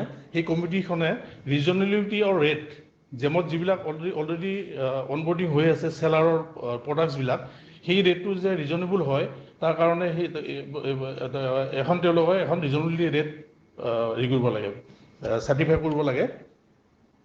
আৰু নেক্সট মানে 149ৰ ৰুলৰ আণ্ডাৰত 3টা স্লেব আছে। তাৰমানে যদি প্ৰডাক্টটো 25,000ৰ ভিতৰত হয় তেতিয়াহ'লে জেমত বায়াৰে লগ ইন কৰি যিকোনো এটা প্ৰডাক্ট মানে তাৰ পৰা চিলেক্ট কৰিব পাৰে। যিকোনো প্ৰডাক্ট মানে কি তেওঁ অকলে ডিচিশ্যন লোৱাটো ঠিক নহয়, কমিটি এখন বহি তেওঁলোকে চাব লাগে যে ছাপ'জ আমি এটা ৱাটাৰ ফিল্টাৰ কিনিব লাগে, ৱাটাৰ ফিল্টাৰটো ব্ৰেণ্ডটো এটা ভাল হ'লে ভাল হয়, গতিকে 25,000 টকাৰ ভিতৰত কোনটো ব্ৰেণ্ডৰ ভাল হ'ব, মই বাজাজে ল'ম নে কেণ্টে ল'ম নে হেৰি ল'ম, গতিকে সেইটো কাৰণে 25,000ৰ ভিতৰত যদি প্ৰাইচটো হয় তেওঁলোকে সেইটোত যাব পাৰে। ছেকেণ্ডলি যদি কিবা প্ৰডাক্ট হয়, ছাপ'জ মোক 10খন চেয়াৰ লাগে, ভাল চেয়াৰ লাগে, ভাল ব্ৰেণ্ডৰ 10খন চেয়াৰ লাগে, কিন্তু 10খন যদি মই একেলগে কিনিব যাওঁ 25,000টো ক্ৰছ হৈ যায়। গতিকে নেক্সট লেভটো হ'ল 25,000 to 5 lakhs। 25,000ৰ ওপৰত হ'লে নেক্সট টুলছটো হ'ল L1 কম্পাৰিজন। তাৰমানে আপুনি জেমত অনবৰ্ডিং হৈ থকা চেলাৰৰ প্ৰডাক্ট এটাৰ 3টা ব্ৰেণ্ডৰ আপুনি মিনিমাম চিলেক্ট কৰিব লাগিব, আৰু সেই 3টা আপুনি কম্পেৰিজন কৰিব লাগিব। চিলেক্ট কৰাৰ পিছত জেমে কম্পাৰিজন শ্বীটটো দি দিব, তাৰ প্ৰডাক্ট স্পেচিফিকেশ্যন এভৰিথিং দি দিব। গতিকে তাৰ পৰা যিটো L1 হয় সেই L1টো যদি আপুনি পাৰ্চেছ কৰে তেতিয়াহ'লে এইটো ডাইৰেক্ট পাৰ্চেছৰ নিচিনা হ'ব, আৰু বিট কৰাতকৈ তাৰমানে ইয়াৰ টাইমটো কমি থাকে। সেইকাৰণে কিছুমান আমি মানে ইয়াতো কৰিছোঁ এনেকুৱাকৈ যে ইয়াতে আমাৰ শ্বেয়াৰ কিনিব লগা হৈছিল, কৈলাশজাত ধুবুৰীত তাতে আমি হেৰি কৰিছিলোঁ, শ্বেয়াৰ ছাপ্লাই কৰিছোঁ, কাছাৰত দিছোঁ আমি এনেকৈ। তো এনেকুৱা ধৰণৰ কামবিলাকত আমি এইটো চুজ কৰিব পাৰোঁ ইনষ্টেড অফ বিডিং, কাৰণ বিড কৰিলে মিনিমাম 10 days দিব লাগে বায়াৰক মানে ফেচিলিটেট কৰাৰ কাৰণে, এপ্লাই কৰাৰ কাৰণে। তো সেইটো টাইমটো আমি মানে এভইড কৰিব পাৰোঁ 2-3 দিনৰ ভিতৰতে। ঘৰ ত্ৰিৰংগা যেতিয়া আহিছিলে তেতিয়া মানে কি উইদিন 2-3 days ভিতৰত আমি হেৰি কৰিব লগা হৈছিল। গতিকে আমি এনেকুৱা ধৰণে আমি জাতীয় পতাকা আমি কিনিছিলোঁ। আৰু নেক্সট হ'ল 5 lakhs and above, no' limit, 10 crore হ'ব পাৰে, 15 crore হ'ব পাৰে। এতিয়া SSA নাইবা NHM এইবিলাকত 160 crore পৰ্যন্ত তেওঁলোকে হেৰি কৰে, বিডৰ থ্ৰুৰে কৰে। বিডটো এতিয়া মানে মাছ কৰিবই লাগে, গভৰ্ণমেণ্টৰ পৰা ইনষ্ট্ৰাকশ্যন আহিছে। গতিকে আমি এই GFR 2017ৰ ৰুল নাম্বাৰ 149, আৰু আপুনি যেতিয়া এই চাৰ্টিফিকেটখন দিব নহয়, সেই চাৰ্টিফিকেটৰ হেডিংটো এনেকুৱা হ'ব লাগিব, reasonability of rate certificate as per GFR rule 2017 rule 149। তো ইয়াৰ নিৰ্দিষ্ট ফৰ্মেট আছে, মই শ্বেয়াৰ কৰি দিম।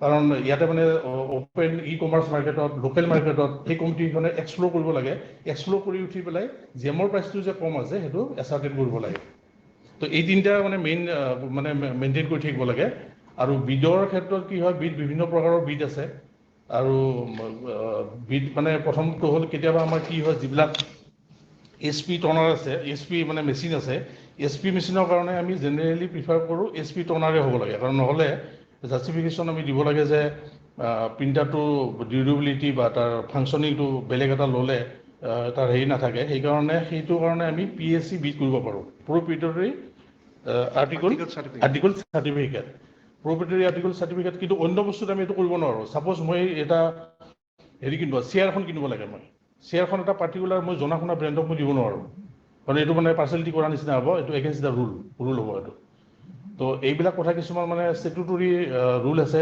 আপোনালোকে যেতিয়া বায়াৰ হৈ লগিন কৰিব কোনটো পেন ইণ্ডিয়া হ'ব নে আমি মানে লোকেল বিডাৰো সিলেক্ট কৰিব পাৰোঁ নাই নাই সেনেকৈ নহ'ব এইটো অপেন বিড হ'ব লাগিব সেকেণ্ড অপশ্যন যিটো আছে আমি যে পাৰ্চেজ কৰি মাৰ্কেটৰ পৰা L1 বিডাৰ তাত এনেকুৱা ধৰণৰ অপশ্যন আছে নেকি যে আমি ধৰক নৰ্থ ইষ্টৰ মানে সিলেক্ট কৰি ল'ব আছে আপুনি যেতিয়া যিকোনো এটা বস্তু জেমত চাৰ্চ কৰিব তাত বিভিন্ন ক্ৰাইটেৰিয়া থাকে সেই ক্ৰাইটেৰিয়া আপুনি এটা আছে register seller address register seller এড্ৰেছত ইভেন আপুনি পিন নাম্বাৰো দিব পাৰে যে কাৰ্বি আংলঙত ডিফুৰ এটা পিন নাম্বাৰ দিছে তাৰ ভিতৰত যদি এভেইলেবিলিটি আছে তেতিয়াহ'লে আপুনি পাই যাব কিন্তু জেনেৰেলি ভাল প্ৰডাক্ট চিলেক্ট কৰিলে এইটো পোৱা নাযায় তাৰমানে কি হৈছে অসমৰ তাৰমানে যিবিলাক মানে হেৰি আছে বিজনেছ হেৰি আছে চেলাৰ আছে তেওঁলোকে জেমত মানে অনবোৰ্ডিং হৈ থকা নাই এনে ভাল ভাল বস্তু বিক্ৰী কৰে অনবোৰ্ডিং প্ৰচেছটো খুব ৰিজৰাছ প্ৰচেছ হয় মানে বহুত দিন লাগে আৰু সেইটো জামেলাত মানে যাব নোখোজে মানুহবিলাকে তাতকৈ ডাইৰেক্ট পাৰ্চেছ কৰিলে লগলকৈ পইচা পাই এইটো কৰিব বিচাৰে তো সেইটো ফেচিলিটি আছে সেইটো আপোনাৰ আপুনি কৰিব পাৰে কোনো প্ৰব্লেম নাই এইটো কাৰণে বা ৰিম'ট এৰিয়া লোকেশ্যনৰ সেইটো দিব পাৰে আৰু ইয়াতে আৰু কিছুমান আছে বিডিঙৰ ক্ষেত্ৰত কি হয় MII এটা ক্লজ আছে যে মেক ইন ইণ্ডিয়া হ'ব লাগে সেইটো কৰিবই লাগিব আপুনি যদি নকৰে নহয় জেমে আপোনাৰ 5 বছৰ পিছত হ'লেও আপোনাক মানে কুৱেৰি আহিব যেহেতু MII কৰা নাই কাৰণ government of India MII startup MSC এইবিলাক মানে প্ৰিফাৰেঞ্চ দি আছে তাৰ কাৰণে চাৰ্কুলাৰ আছে বিড কৰিব গ'লে আপুনি এইবিলাক পাই যাব তাতে ভিতৰত যেতিয়া বিড কৰিব যাব তো এনেকুৱা কিছুমান মানে হেৰি আছে ৰেষ্ট্ৰিকশ্যন আছে সেইবিলাক আমি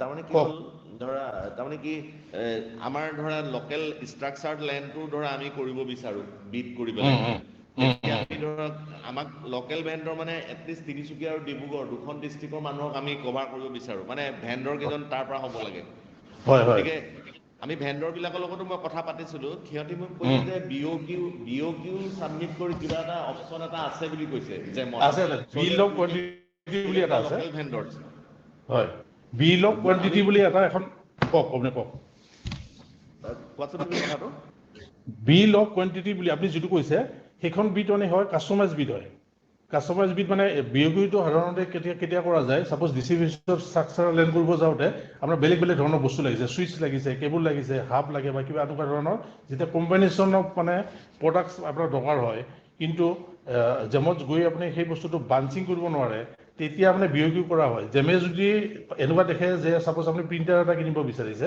BOQ বিড কৰিছে সেইটো অট'মেটিকেলি সি কেঞ্চেল কৰি দিব তেতিয়া মানে জেমে বুজি ল'ব যে এই বায়াৰজনে তেওঁ কিবা নিজৰ স্বাৰ্থ আছে সেইকাৰণে তেওঁ BOQ কৰিব বিচাৰিছে এইটো নকলেও আপোনাৰ সেইটো ইমপ্লাইজ BOQ বিডটো মানে BOQ বিডটো হয় যেতিয়া ডিফাৰেণ্ট টাইপছ অফ আইটেমছ থাকে সাপোজিং এইটো মানে কি অলপ BOQ বিডবিলাকত কি হয় বহুত টাইমত চিষ্টেম ইণ্টিগ্ৰেটৰৰ ৰোল বেছি ইম্পৰ্টেণ্ট হয় ফৰ এক্সাম্পল মই এটা চিম্পল এটা এক্সাম্পল দিছোঁ CCTV এটা ছেটআপ যদি কোনোবা ডিপাৰ্টমেণ্টে বিচাৰে দে ৱান্ট টু প্ৰকিউৰ থ্ৰু জেম CCTVত বেলেগ বেলেগ কম্পনেণ্ট থাকে এটা হ'ল কেমেৰা এটা হ'ল ৰেকৰ্ডাৰ তাৰপিছত নেটৱৰ্কিং পাৰ্ট লাগিলে নেটৱৰ্কিঙত মানে fibre UTP switch different item গোটেইবিলাক বেলেগ বেলেগ আইটেম তেনেকুৱা আইটেমত কি হয় BOQ bid becomes a very handy bid আৰু কাষ্টমাইজ বিড বিলাক কি হয় জেনেৰেলি কাষ্টমাইজ বিড বিলাকত যদি জেমত প্ৰডাক্টটো এভেইলেবল নহয় আমি সাৰ্চ কৰিলে পোৱা নাই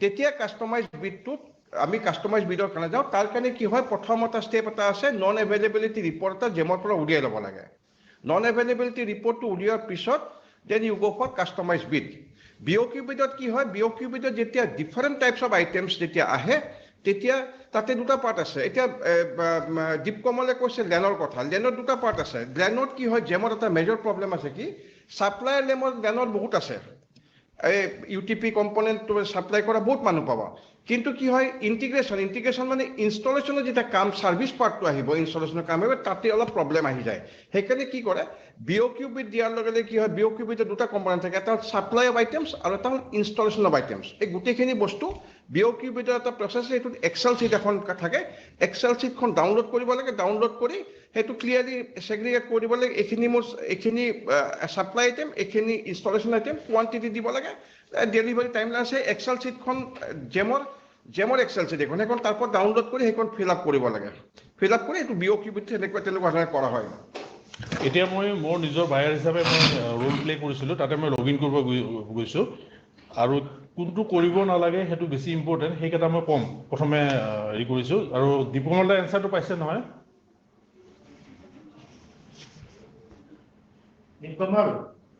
দীপকমলে এনচাৰটো পালে নহয়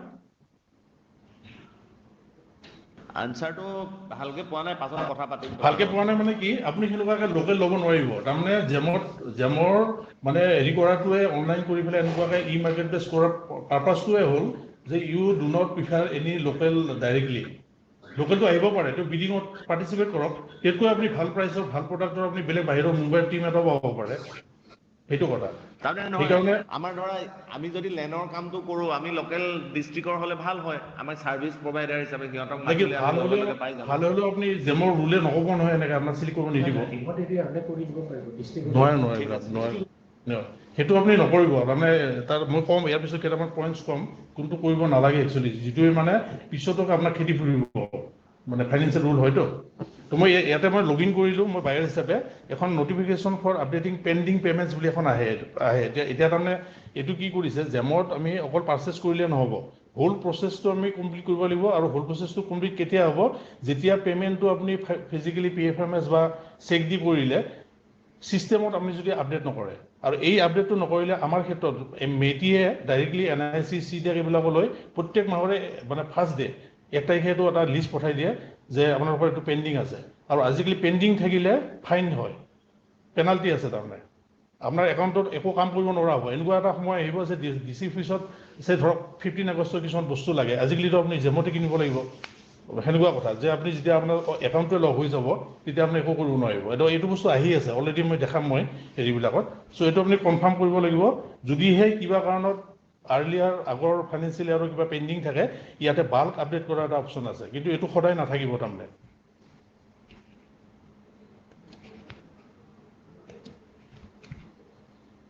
তো এইটো হ'ল বায়াৰৰ ডেছবৰ্ড নটিফিকেশ্যন দেখিছে নটিফিকেশ্যন ইয়াত বিভিন্ন ধৰণৰ যিবিলাক latest ministry of finance department of এক্সপেণ্ডিচাৰৰ যিবিলাক হেৰি আছে OM আছে অৰ্ডাৰ আছে ইয়াত চব এভেইলেবল থাকে তো এইবিলাক ফ'ল' কৰা বৰ দৰকাৰ তাৰমানে যিকোনো এটা বস্তু কিনিব গৈ প্ৰথমে নটিফিকেশ্যন চোৱাটো দৰকাৰ যে মই যিটো অপশ্যন চিলেক্ট কৰিব গৈছোঁ একচুৱেলি সেইটো ভেলিড হৈ আছে নে নাই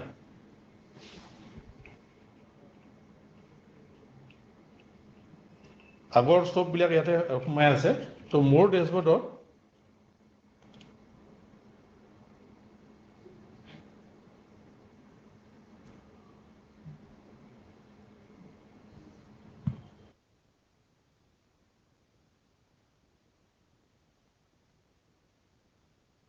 তো ইয়াত বিভিন্ন ধৰণৰ মেনু আছে প্ৰডাক্ট অৰ্ডাৰ্ছ মই কি প্ৰডাক্ট কৰিলোঁ অল প্ৰডাক্ট ছাৰ্ভিচ অৰ্ডাৰ দুটা আমি হেৰি কৰোঁ ছাৰ্ভিচটো আমি হায়াৰিং কৰোঁ যেনেকৈ আমি NIC আছাম ষ্টেট চেণ্টাৰত হাউচকিপিং ছাৰ্ভিচ তাৰপিছত ছিকিউৰিটি ছাৰ্ভিচ ক্লাউড এডমিনিষ্ট্ৰেটৰ এইবিলাক আমি চব জেমৰ পৰা লওঁ 1 to all আমাৰ তাৰমানে জেমত হয় তো ইয়াৰ কাৰণে আমি সেইমতে প্ৰচিডিউৰ আমি ফ'ল' কৰোঁ আমি তেনেকৈ ডিমাণ্ডছ মানে আপুনি যদি এটা প্ৰডাক্ট এটা কিনিব গৈ পেলাই মিডিলতে তাক ৰখাই থৈ দিয়ে তেতিয়া ডিমাণ্ডছত সি শ্ব' কৰে নেক্সট এইটো লাষ্টটো হৈছে বিল আপডেট কৰাটো এইটো মই দেখাই আছোঁ এইটো লিংক দেখিছেনে ইণ্টাৰেষ্ট চাৰ্জেছ কালেকশ্যন এইটো নতুনকৈ দিছে তাৰমানে মই যিটো কৈছোঁ যদি আপুনি বস্তুটো কিনি পে'মেণ্ট কৰি বহি থাকিলে নহ'ব তাৰমানে আমাৰ ৰুল যিকেইটা আছে ন প্ৰাইমাৰী ইউজাৰ ছেকেণ্ডেৰী ইউজাৰৰ বায়াৰ কনচাৰ্নি এজনে হ'ব পাৰে পেয়িং অথৰিটিৰ কামটো ইয়াতে আহিব এইটো একচুৱেলি মানে সিহঁতে মই সুধিছিলোঁ যে এইটো বায়াৰৰ তাত আহিবই নালাগে পেয়িং অথৰিটি তাত আহিব লাগে, তেওঁৱে ফাইন দিব লাগিব, তেওঁ ডিলি কৰিছে, বাহিৰে ডিলি কৰা নাই। এইটো মই এতিয়া সঞ্জীৱ অধিকাৰীক সুধিছিলোঁ, সুধোতে কৈছে বোলে আমি কথা পাতি ল'ম, কাৰণ বাহিৰৰ হেৰিটোতো ইয়াত কোনো যুক্তি নাই, কাৰণ মোৰ নামত আহিবতো, নেম বেছ মানে হেৰি আহি যাব, নটিফিকেশ্যন আহি যাব। তো বাকী চিন্ময়তে যিটো ক'লে যে BOQ বিড কৰিলে কোনোবা এটা প্ৰডাক্ট জেমত মই পোৱা নাই গোটেইকেইটা, তেতিয়া জেম এভেইলেবিলিটি ৰিপৰ্ট, ইয়াতে এটা ৰিপৰ্ট জেনেৰেট কৰিব লাগিব যে সেই বস্তুটো নাই, আৰু সেইটোৰ ওপৰত ডিপেণ্ড কৰি পেলাই বিডখন মানে কৰিব লাগে। আৰু BOQ কৰিলে তেতিয়া লোকেলবিলাকে পোৱাৰ চান্স থাকে, সেইটো হয়, কিন্তু মানে বিডখন ৰেষ্ট্ৰিক্টিভ হ'ব নালাগে, এনেকুৱা কণ্ডিশ্যন দিব নালাগে যে you are preferring to a particular seller.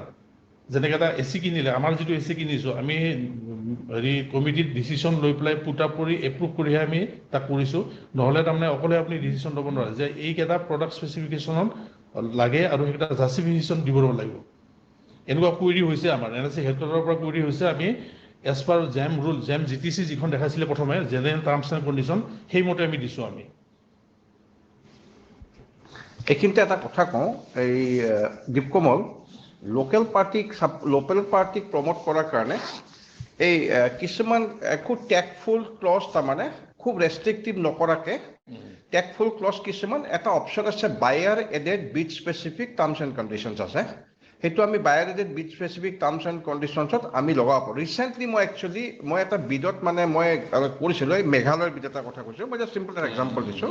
সিহঁতৰ আইডিয়া আছিলে কি সিহঁতৰ লোকেল ছাপ্লায়াৰ আছে, লোকেল ছাপ্লায়াৰক অলপ প্ৰমোট কৰিছে, কাৰণ লোকেল ছাপ্লায়াৰটোক সদায় হাতত পাব। বাহিৰৰ ছাপ্লায়াৰ এটা ছাপ্লাই কৰিব, হয়তো মানে চিপ ৰেটতে কৰিব, কিন্তু কৰিলে কি তাক পিছত কিবা কাৰণত ট্ৰাবল শ্বুটিঙৰ দৰকাৰ হ'লে তাক নাপাব পাৰে। গতিকে সিহঁতে কি কৰিছে, অপশ্যনটো কেনেকুৱা অপশ্যন দিছে, the bidder should have previous working areas in rural areas of Meghalaya. Department is well within the right to specify such type of terms and conditions. It looks restrictive, but user departments are well within their right to be a little bit restrictive. Ekdom wholesale restrictive hole ki hoy, sometimes they may lodge complaint to government of India also that this bid is becoming too much restrictive. Enuka hobo nalage, hetu khali tactful hobo lagibo tamane. ঠিক আছে, ঠিক আছে। মই এইটো মানে ধৰি লৈছোঁ যে এই পাৱাৰ পইণ্টটো দিয়াৰ পিছত আপোনালোকে এবাৰ গ'লে গোটেইখিনি গম পাই যাব কি হেৰি থাকে। ইণ্টিগ্ৰিটি পেকটো বহুত ডাঙৰ এটা বস্তু, এটা জেমত যিয়ে অনবোৰ্ডিং কৰিছে, its and every users including primary users and sellers, they are bound to within some financial rule, সেইটো মানে মেইনটেইন হ'ব লাগে। সেইকাৰণে মই কৈছোঁ যে ৰেষ্ট্ৰিক্টিভ বিড বা এনেকুৱা ধৰণৰ বস্তু যাবই নালাগে। ডেপুটি কমিশ্যনাৰ অফিচত এনেকুৱা ধৰণৰ বহুত এনেকুৱা হ'ব যে DIO হেৰি কৰি দিছে, আমি এনেকৈ কৰিছোঁ, সেইটো বস্তু যাতে নহয়, সেইকাৰণে মই কৈছোঁ যে ৰেষ্ট্ৰিক্টিভ, আৰু ইয়াত কোনো ধৰণৰ হেৰি ৰাখিব নালাগে, ডাউটছ ৰাখিব নালাগে। চ' মই পাৱাৰ পইণ্টটো মই মেইন কথাকেইটা কৈছোঁ, এইটো মই দি দিম। এতিয়া ফাৰ্ডাৰ ইয়াৰ নলেজ গেইন কৰাৰ কাৰণে জেমৰ যিটো মেইন হোম পেজ আছে, হোম পেজৰ তলৰ ফালে গ'লে যদি কোনোবা মেচিনত বা লেপটপত আছে চাব পাৰে, LMS লাৰ্ণিং মেটেৰিয়েল, তাৰ আণ্ডাৰত আছে ট্ৰেইনিং মডুলছ। এই ট্ৰেইনিং মডুল যিটো আছে সেইটো খুলিলে এই ধুনীয়াকৈ সুন্দৰ পিকচাৰ এটা আছে, ইয়াত গোটেইখিনি বুজাই দিছে ইয়াতে, যে প্ৰাইমেৰী ইউজাৰৰ ইফালে বাওঁফালৰখিনি হৈছে ইউজাৰ ৰিলেটেড মেটাৰ। এতিয়া সোঁফালৰবিলাক হৈছে যে bid creation product, bid creation service, bid creation intent of bid, branch bid. এটা এটাকৈ মই এইটো কৈছোঁ যে বিড ক্ৰিয়েশ্যন প্ৰডাক্ট মানে আমি যিবিলাক বস্তু কিনিব যাওঁ তাতে আমি বিড কৰিব পাৰোঁ। ছেকেণ্ডলি বিড ক্ৰিয়েশ্যন ইনটেন্ট, সেইটো হ'ল PSC বিড, প্ৰপিটৰী আৰ্টিকল চাৰ্টিফিকেট, যিবিলাক বস্তু আমাক স্পেচিফিকেলি লাগে যে SP টনাৰৰ ক্ষেত্ৰত আমি সেইটো দিব পাৰোঁ। জাষ্টিফিকেশ্যন দিয়াৰ কাৰণে এখন ফৰ্ম আছে, HOD সেইখন ফৰ্ম ফিল আপ কৰি চাইন কৰি সেইখন আপলোড কৰিব লাগিব বিড কৰাৰ সময়ত, সেইটো হ'ল PSC বিড। PSC বিড চবতে কৰিব নোৱাৰি, কাৰণ জাষ্টিফিকেশ্যনটো মানে ভেলিড হ'ব লাগিব।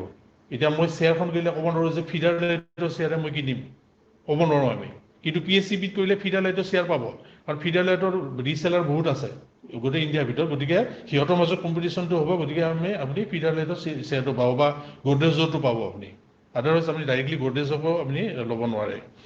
নেক্সট আহিলে branch bid creation product. Branch bid মানে কি হয়, আমি ছাপ'জ AC2 কিনিছোঁ, তাৰ লগত আমি ষ্টেবিলাইজাৰটো আমি বাঞ্চিং কৰিব পাৰোঁ, বা অন্য শ্বেয়াৰখন কিন্তু তাৰ লগত আমি বাঞ্চিং কৰিব নোৱাৰোঁ। তো ষ্টেবিলাইজাৰৰ ক্ষেত্ৰত আমি এইটো এটা মানে সেই ধৰণৰ বস্তু এটা এটা ছাপৰ্টিভ কৰাটো গতিকে আমি তাত এইটো বাঞ্চ বিট কোৱা হয় আৰু বিট ক্ৰিয়েশ্যন ছাৰ্ভিচেছ মিনছ যিবিলাক ছাৰ্ভিচ আমি হায়াৰ কৰোঁ যেনেকৈ চাপ'জ ধৰক ৱাটাৰ মানে ডিছপেঞ্চাৰ হেৰি কৰা প্ৰভাইড কৰা সেনেকুৱা ভেণ্ডৰ আমি ছাৰ্ভিচ কৰিব পাৰোঁ কি কয় হায়াৰ কৰিব পাৰোঁ ছিকিউৰিটি এজেঞ্চি হায়াৰ কৰিব পাৰোঁ হাউচ কিপিং কৰিব পাৰোঁ এনেকুৱা ধৰণৰ যিবিলাক ছাৰ্ভিচ আছে আমি ইয়াতে ক্লাউড এডমিনিষ্ট্ৰেটৰ আমি হায়াৰ কৰোঁ সেনেকুৱা ধৰণৰ কৰিব পাৰি নেক্সট আহিলে প্ৰকিউৰমেণ্ট ডাইৰেক্ট পাৰ্চেছ তাৰমানে উইদিন 25,000 ভিতৰত আমি ডাইৰেক্ট পাৰ্চেছ কৰিব পাৰোঁ সেইটো এটা অপশ্যন থাকে প্ৰকিউৰমেণ্ট এলন পাৰ্চেছ যিটো মই আগতে ক'লোঁ যে 3টা ভেণ্ডৰ আমি কম্পেয়াৰ কৰি পেলাই কৰিব লাগে আৰু এটা আছিলে বিট টু আৰ এ মানে হৈছে আৰ এ মানে ৰিভাৰ্ছ অকশ্যন আৰু বিটটো আমি ডাইৰেক্টলি হেৰি কৰোঁ ৰিভাৰ্ছ অকশ্যনটো বিটৰ মানে উল্টা তাৰমানে কি হয় উল্টাকৈ তাৰমানে পাৰ্টিবিলাকে সিহঁতৰ নিজৰ প্ৰাইচটো মানে প্ৰভাইড কৰিব আৰু হেৰি কি কয় সিহঁতৰ মাজতে কম্পিটিশ্যনটো থাকিব এইটো বস্তু কেতিয়া কৰা হয় যেতিয়া ছাপ'জ প্ৰডাক্ট বিট এখনত যদি L1 কেইবাটাও থাকে L1 যদি কেইবাটাও থাকে তেতিয়া সাধাৰণতে এইটো আৰ এ লৈ নিয়া হয় আৰ এ নিলে মানে গভৰ্ণমেণ্টৰ লাভ হয় বায়াৰৰ লাভ হয় কাৰণ কণ্ট্ৰেক্টটো লোৱাৰ কাৰণে বিডাৰবিলাকৰ মাজত কম্পিটিশ্যন হ'লে যোনে কমত দিব পাৰে সিয়ে তাৰমানে বিটটো পায় আচ্ছা মই চৰি মানে মই যে ৰিভাৰ্ছ অপশ্যনৰ বস্তুটো অলপ বুজাই দিছোঁ তাৰমানে এটা চিম্পল এক্সাম্পল দি মই বুজাইছোঁ ঠিক আছে মই এটা বিট কৰিছিলোঁ মেঘালয়ত থাকোঁতে সেই বিটত মানে কি হ'ল কিছুমান এক্টিভ কম্পনেণ্ট কিনোতে কি হ'ল যেতিয়া প্ৰথম L1 ফাইনেলাইজ হৈ আহিলে 39 লাখত মানে সেইটো L1 এটা বিডাৰ হৈ গ'ল তাৰপিছত আমি কি কৰিছিলোঁ বিডৰ পিছত ৰিভাৰ্ছ অকশ্যনটো দিছিলোঁ ৰিভাৰ্ছ অকশ্যনটো হ'ল জাষ্ট ৰিভাৰ্ছ অফ অকশ্যনত কি হয় বেষ্ট প্ৰাইচটো থকা যায় তাৰপিছত কম্পিটিটৰবিলাকে প্ৰাইচটো বঢ়াই গৈ ফাইনেলি যেতিয়া bid auction closing date and টাইমত যিটো হায়েষ্ট প্ৰাইচ হয় সেইটো আমি সেইটোত এল'কেট কৰি অকশ্যনটোক সেইটো মানুহ দি দিওঁ ৰিভাৰ্ছ অফ অকশ্যনত তাৰ উল্টা তাৰমানে কি হয় ফাৰ্ডাৰ ফল হয় তোমাৰ ছাপ'জিং L1 প্ৰাইচটো মোৰ 39 লাখত ফিক্স হ'ল তাৰপিছত এতিয়া আকৌ ৰিভাৰ্ছ অকশ্যন হ'ব 39 লাখৰ তলত আকৌ কম্পিটিশ্যন হ'ব কোনে প্ৰাইচটো কিমান পেলাব পাৰে এতিয়া ৰিভাৰ্ছ অফ অকশ্যনটো মানে প্ৰাইচটো আকৌ ফল কৰি থাকে কম্পিটিশ্যন চলি থাকে তাতে কি হয়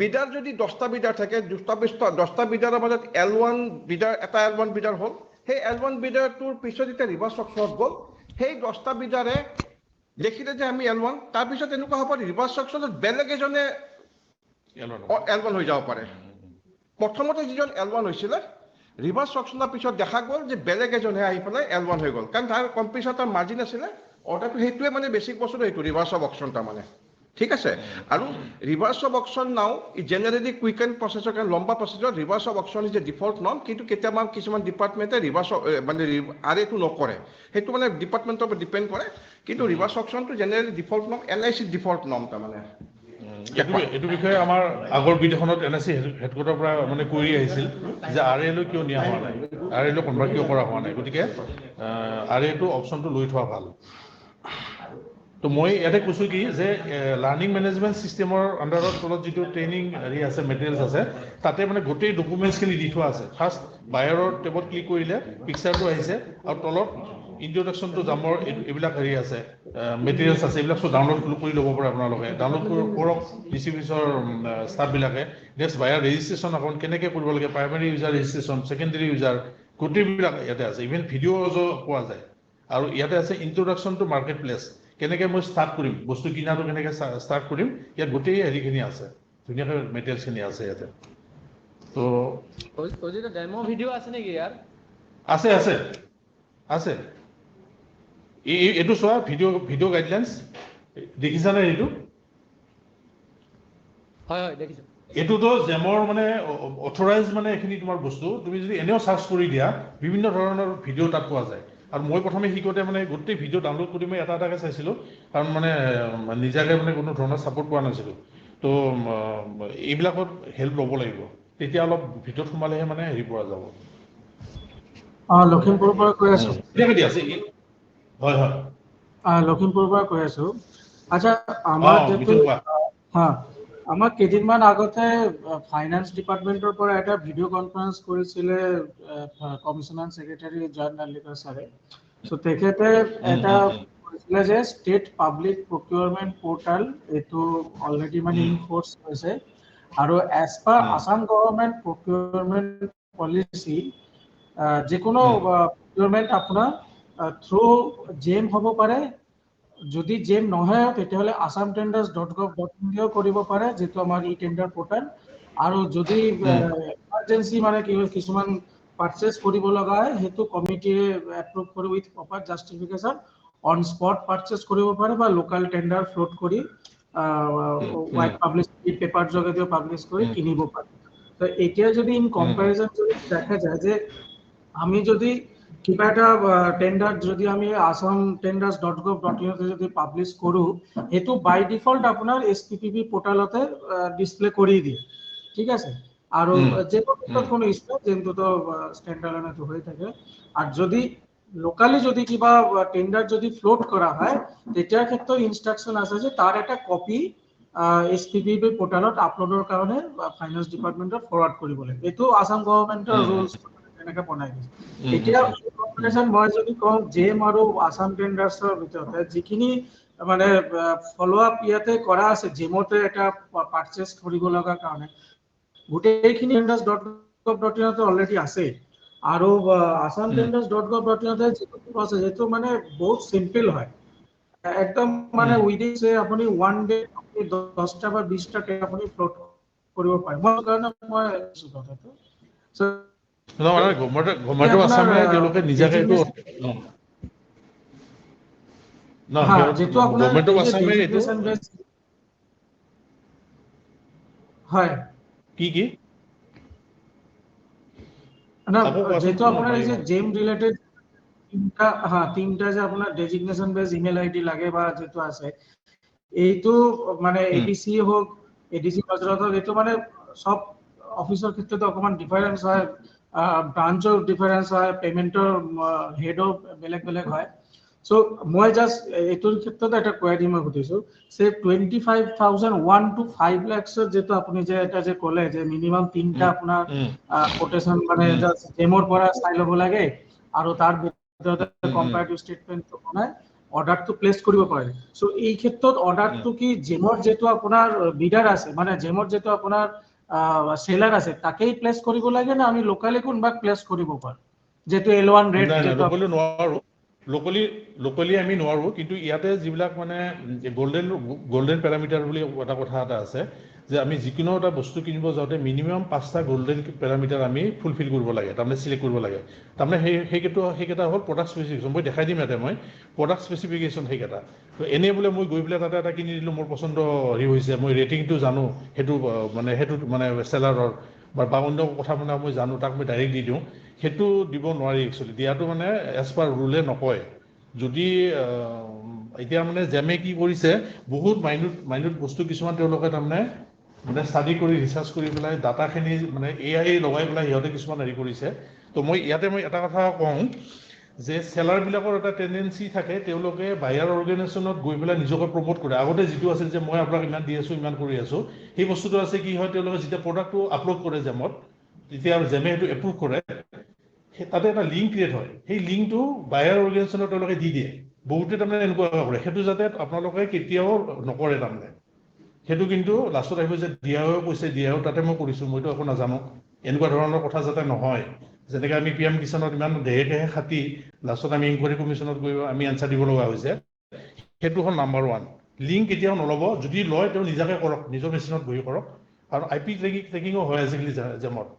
সেকেন্ডটো মই কৈছোঁ যে same IP of seller and buyer along কম্পাৰিজনৰ যিটো কথা আছে, এলন কম্পাৰিজনৰ ক্ষেত্ৰত সেলাৰে আহি আপোনাৰ দিয়াৰ মানে within the premises of NIC district unit আহিব, সেলাৰে তেওঁ নিজে লগ ইন কৰিব, ইফালে বায়াৰক কৈ দিব যে আপুনি ছাৰ এইটো হেৰি দিয়ক, অৰ্ডাৰ দি দিয়ক।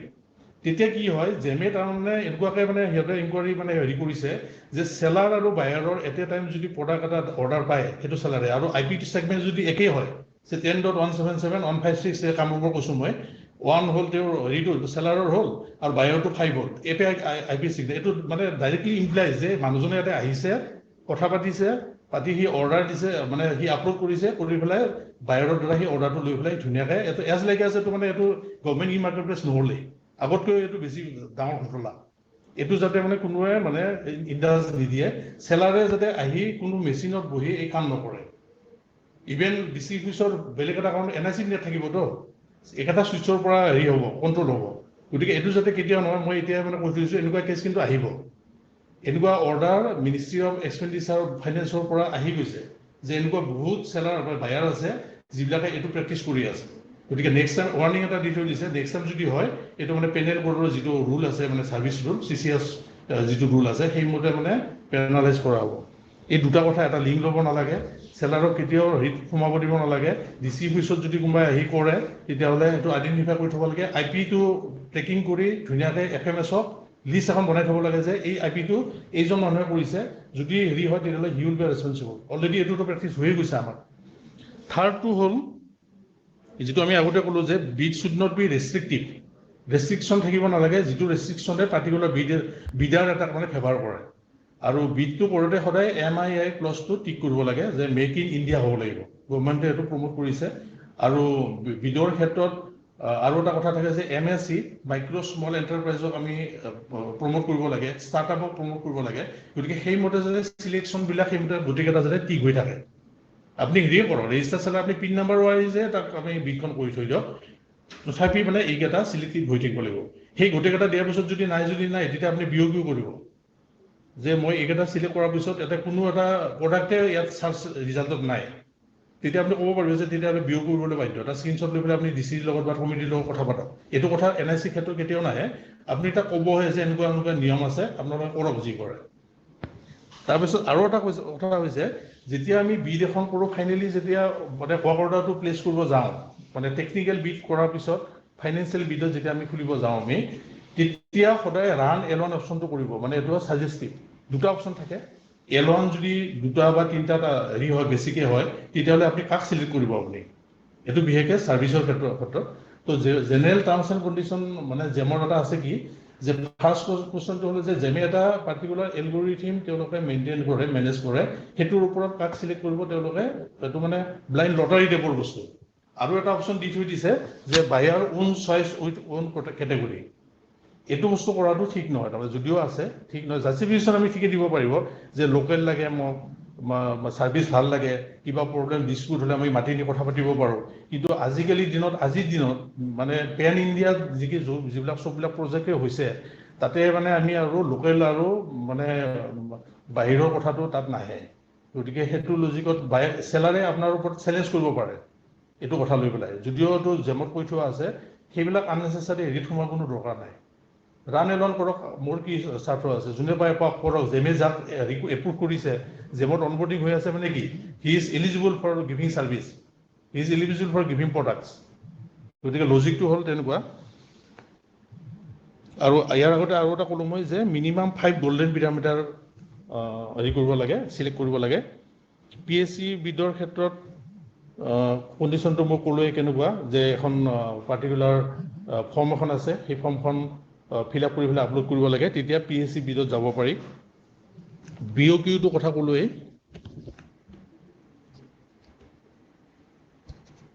মেইনলি মানে লুক আফটাৰ কৰিব লগা পইণ্টছ একেটাই মই গোটেইখিনি মই ষ্টাডি মেটেৰিয়েল দি দিম প্লাছ আপোনালোকেও ইয়াতে ছাইটত গৈ পেলাই যি তলৰ ফালে যিটো আছে LMS বুলি যিটো আছে এলিয়ামছত গৈ পেলাই গোটেইখিনি ডাউনলোড কৰি পেলাই তেওঁলোকক পেন ড্ৰাইভত দি দিয়ক ষ্টাডি কৰক যিয়ে মানে তাতে পাৰ্টিচিপেট কৰিব আৰু ডেপুটি কমিশ্যনাৰ অফিচৰ ক্ষেত্ৰত মাল্টিপল বায়াৰ মানে ব্ৰাঞ্চ ৱাইজ হ'ব পাৰে ব্ৰাঞ্চতো এজন পেইং অথৰিটি থাকিব পাৰে চে এক্সাইজ ব্ৰাঞ্চ ডেভেলপমেণ্ট ব্ৰাঞ্চ তেওঁলোকে উইদিন এ ক্ল'জ হেৰি কৰিব পাৰে যে ডেভেলপমেণ্ট ব্ৰাঞ্চত SPO হেৰি হ'ল প্ৰাইমাৰী ইউজাৰ হ'ল আৰু বাকীবিলাকত হেৰি কৰিলে বা অভাৰঅল DC আণ্ডাৰত থাকিও কৰিব পাৰে কাৰণ যেতিয়া মানে পাৰ্চেছ বেছি হৈ যাব তেতিয়াহ'লে এটা হেৰিৰ পৰা কৰিলে এইটো লোডটো বেছি কৰিব পাৰে এটা কথা কওঁ মই এটা কথা কওঁ আমাৰ মানে কি হৈছে DIO বিলাকে মেইনলি এইটো প্ৰচেছটো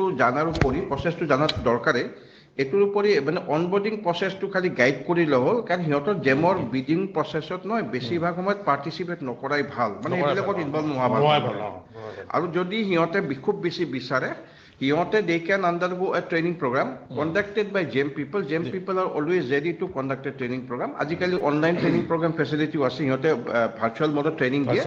আৰু সেইটো কাৰণে GAD ৰ লগত coordinate কৰি district office বিলাকক ক'লে আপোনালোকে GAD office লগত coordinate কৰক ট্ৰেইনিংৰ কাৰণে। Detailed training, buying process, buying process till completion, তাৰমানে completion মানে updation of payment, পুৰা payment process to update হোৱাতহে process to complete হয় তাৰমানে। যেতিয়ালৈ এই গোটেইখিনি কাৰণে এটা ট্ৰেইনিং প্ৰগ্ৰামৰ কাৰণে যদি বিচাৰে তেতিয়াহ'লে they should be told that আপোনালোকে GAD আমি ইমানখিনি হেল্প কৰিম, আপোনালোকৰ ট্ৰেইনিং প্ৰগ্ৰামৰ কাৰণে আপোনালোকে GAD লগত কোঅৰ্ডিনেট কৰক। মানে আইডিয়েল চিটুৱেশ্যনৰ ছাজেশ্যনটো মই ভাবোঁ আমাৰ NIC ডিষ্ট্ৰিক্ট চেণ্টাৰৰ পৰা এইটোৱে হ'ব লাগে, নহ'লে ডাইৰেক্টলি ইনভলভ হোৱাটো হেৰি নহয়, কাৰণ জেমটো না কি NIC ডেভেলপ কৰিছে না আমাৰ প্ৰজেক্ট হয় ইমপ্লিমেণ্ট কৰিব লাগে, আমি এটা স্বাৰ্থতে কৰিব লাগে। Since DIO is the IT advisor to deputy commissioner in the districts, so they should know the minimum things। আৰু এইখিনি আপোনালোকে জানে, পাৱাৰ পইণ্টটো ভালকৈ চাব, আৰু ইয়াত যিখিনি LMS লাৰ্ণিং মেনেজমেণ্ট চিষ্টেমখিনি আছে ডাউনলোড কৰি ইচ এণ্ড এভৰি, তাত 10-12টামান হেৰি আছে, ভিডিঅ' ডাউনলোড কৰি দিয়ক তেওঁলোকে ষ্টাডি কৰক, ডিষ্ট্ৰিক্ট মেনেজাৰক ইনভলভ কৰক, ট্ৰেইনিং দিয়ক তাত লাগিলে।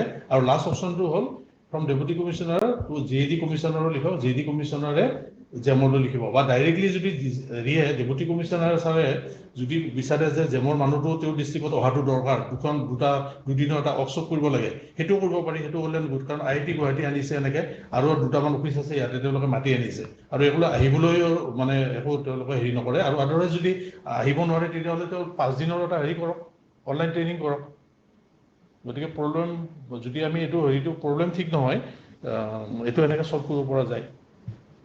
যদি কিবা কুৱেৰি আছে এই বিষয়ে আমি হেৰি কৰোঁ, নহ'লে আপুনি বেলেগ মিটিং এখন আছে আৰু। আচ্ছা, আমাৰ এই জেমৰ ইউজাৰ ক্ৰিয়েট কৰা হৈছিল, প্ৰাইমেৰী ইউজাৰ আৰু বায়াৰ কনচাইনি ক্ৰিয়েট কৰা হৈছিলে।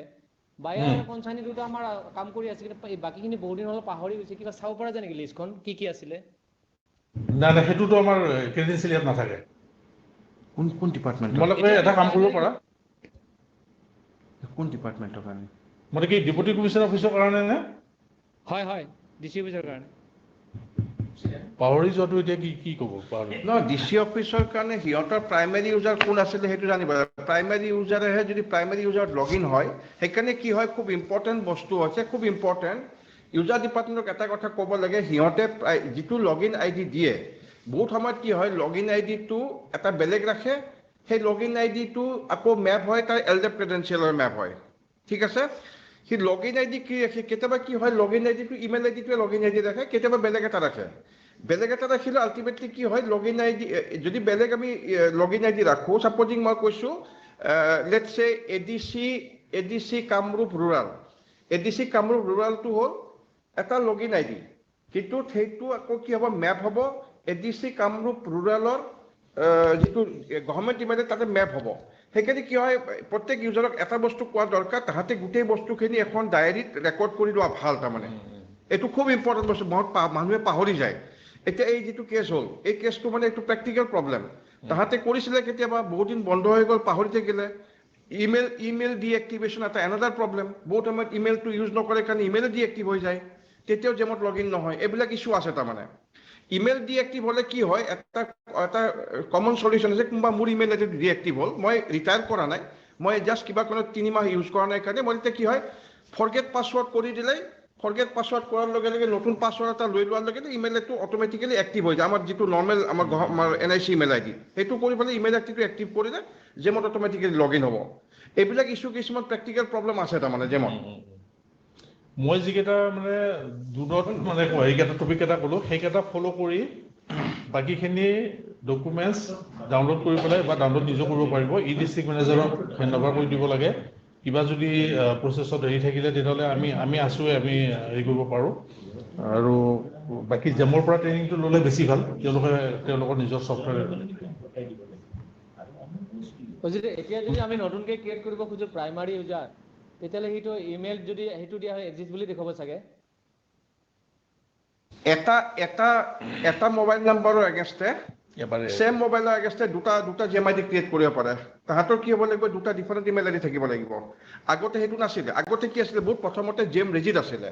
জেমে কি কৰে, মই যে ৰেজিষ্টাৰ কৰিছোঁ এটা ইমেইল ID এটা মোবাইল নাম্বাৰ দি পেলাই, মই আকৌ যদি ৰেজিষ্টাৰ কৰিব বিচাৰোঁ সি তাতে থ্ৰ' কৰে এৰাৰ থ্ৰ' কৰে দিছ ইমেইল আই ডি এক্সিষ্ট অৰ দিছ মোবাইল নম্বৰ এক্সিষ্ট দেখায় এতিয়া কি হৈছে যদি এটা পাৰ্চনৰ সেম আধাৰ নাম্বাৰ সেম মোবাইল নম্বৰৰ এগেইনষ্টে দুটা যদি ইমেইল আই ডি থাকে আমি দুটা ডাবল ৰেজিষ্ট্ৰেশ্যন কৰিব পাৰোঁ এইটো হৈছে কি এইটো জেমে এতিয়া অলপ ফ্লেক্সিবল কৰি দিছে দ্যাট মিনছ মোৰ ডিআইঅ'ৰ কথা কৈছোঁ ডিআইঅ'ৰ এটা নেম বেষ্ট ইমেইল আই ডি আছে এটা ডেজিগনেশ্যন বেষ্ট ইমেইল আই ডি আছে আমাৰ ডিআইঅ'বিলাকৰ এতিয়া ডিআইঅ'বিলাকে সিহঁতৰ আধাৰ নাম্বাৰ আৰু এজন ডিআইঅ'ৰ আধাৰ নাম্বাৰ আৰু মোবাইল নম্বৰ ছেম থাকিব কিন্তু যিহেতু তেওঁ দুটা ইমেইল আই ডি আছে তেওঁ দুটা ইমেইল আই ডি তেওঁ দুটা জেমৰ কনচাইন হিচাপে বা ৰোল প্লে কৰিব পাৰে দুটা ছেপাৰেট আই ডি হিচাপে দুটা ছেপাৰেট লগ ইন থাকিব পাৰে জেমত এইটো পচিবল তাৰমানে ইমেইল আই ডি খালি দুটা ছেপাৰেট হ'লে হ'ল গভৰ্ণমেণ্ট ইমেইল আই ডি থাকিব এটা নেম বেছ এটা ডেজিগনেশ্যন বেছ থাকিলে দুটা আই ডি দুটা ইমেইল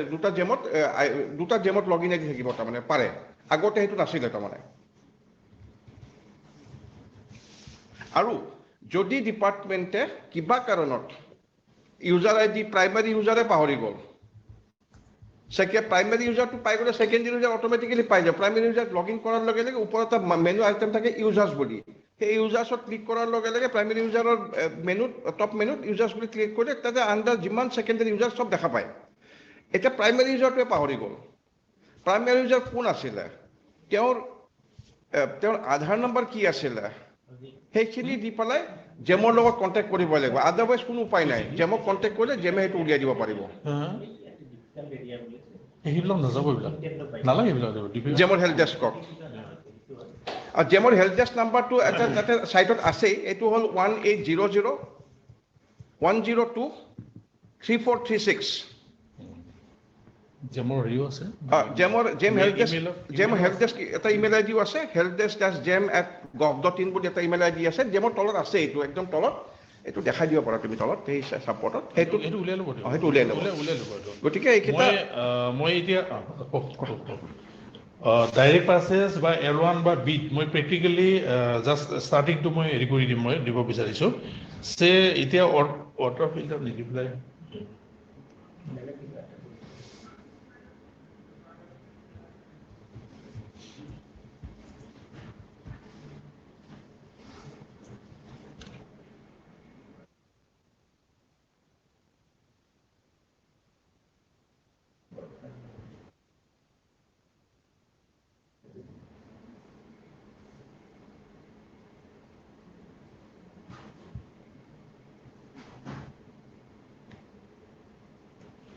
আচ্ছা মই চৰি মোক একচুৱেলি লিখা পেনৰ দৰকাৰ আছিল গতিকে মই এই কেটেগৰীটো জেল পেন Q4টো মই চিলেক্ট কৰিলোঁ মই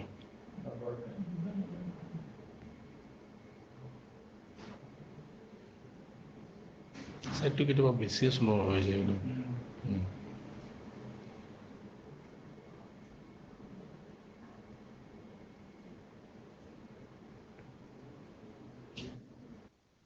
তো ইয়াতে সাজেষ্টিভ কিছুমান হেৰি আহিছে প্ৰাইচটো দেখাইছে যেনেকৈ আমি এমেজন বা ফ্লিপকাৰ্টত এইবিলাকত আমি হেৰি কৰোঁ অৰ্ডাৰ দিওঁ তাত সিমানখিনি স্মুথনেছ ইয়াত হোৱা নাই কাৰণ চাইটটো এতিয়াও মানে কি হৈছে ইনিচিয়েল বস্তুখিনি ৰাখি সিহঁতে এক্সট্ৰা বস্তু বহুত দি আছে কিন্তু বেছিকখিনিয়ে মানে হেৰি হোৱা নাই স্মুথ হোৱা নাই তাৰ কাৰণে বহুত টাইম দিব লগা হৈ যায় যে মোৰ কিবা এটা সৰু বস্তু পাৰ্চেছ কৰিবলৈ হ'লে এতিয়া ছাপ'জ এইকেইটা দিছে নহয় কোনোবা এটা 5 টকা আছে আৰু ইয়াতে আমি এই ধৰণে আমি হেৰি কৰিব প্ৰাইচ ল'টো হাই কৰিব পাৰোঁ হাইটো ল' কৰিব পাৰোঁ ফিল্টাৰ এটা দিব পাৰোঁ প্ৰথম ইম্পৰ্টেণ্ট কথা হৈছে যে কনচাৰ্নি কাৰ কাৰণে মই কিনিব গৈ আছোঁ এডমিনিষ্ট্ৰেটিভ যিখিনি হেৰি আছে তো ইয়াতে দেখাইছে বিড আৰে ইণ্টেট অফ বাইং বিড আৰে PSC প্ৰপেটৰী মানে যিটো আমি SP টনাৰ কিনাৰ কাৰণে কৰোঁ আৰু এইটো বিড বা আৰেটো হৈছে অ'পেন ডি আমি যিবিলাক কৰিব বিচাৰোঁ যাৰ মানে প্ৰাইচটো আমি ধৰি লৈছোঁ যে 5 লাখৰ ওপৰৰ কিন্তু এনেকুৱা কথা নহয় যে আমি 5 লাখৰ ওপৰৰ হ'লেহে বিড কৰিম মই 25,000তো কৰিব পাৰোঁ বিড কৰিব পাৰোঁ কিন্তু পাৰ্টিচিপেণ্ট নাপাবও পাৰোঁ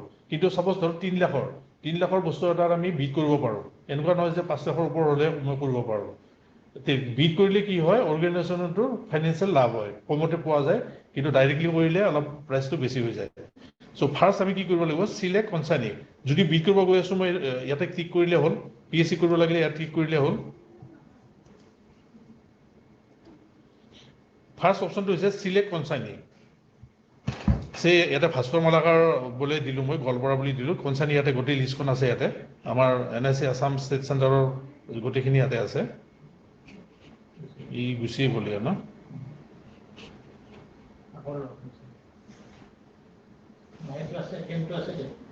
কোনটো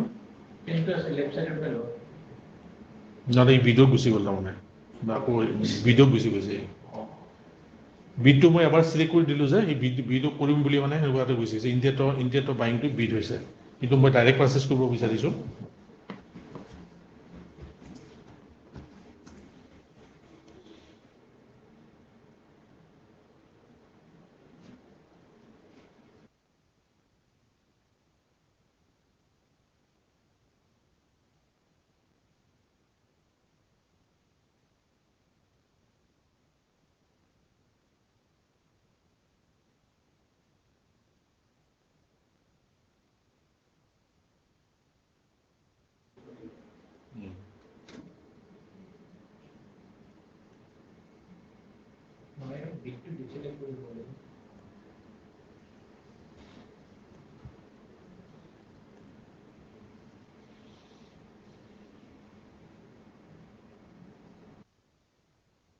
চাইটটো বহুত শ্ল' তাৰমানে সৰু এটা বস্তু কিনোতে কেতিয়াবা 10 মিনিটৰ কামটো 2 ঘণ্টাও লাগি যায় আৰু কৰি আকৌ সি ইনভেলিড হৈ যায়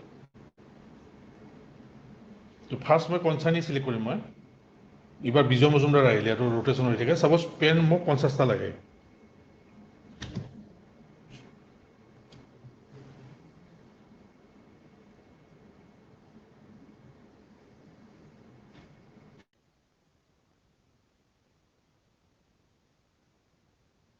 এইটো উইণ্ড' আহোঁতে তাত এটা মেছেজ এটা আহিছিল আগতে কি আছিল যে ডাইৰেক্ট ভিডিঅ'টো ডাইৰেক্ট পাৰ্চেছটো আমি বাঞ্চিং কৰিব পাৰিছিলোঁ যে পেনৰ লগত নোটপেডৰ লগত ফাইল কাভাৰ এইবিলাক আমি বাঞ্চিং কৰিছিলোঁ এইটো কিয় জানো এতিয়া জেমে এইটো উইড্ৰ কৰি পেলাই অকল ভিডিঅ'ৰ ক্ষেত্ৰতহে বাঞ্চিংটো মানে এলাউ কৰে এইটো এটা মেছেজ এটা আহিছিল ইয়াতে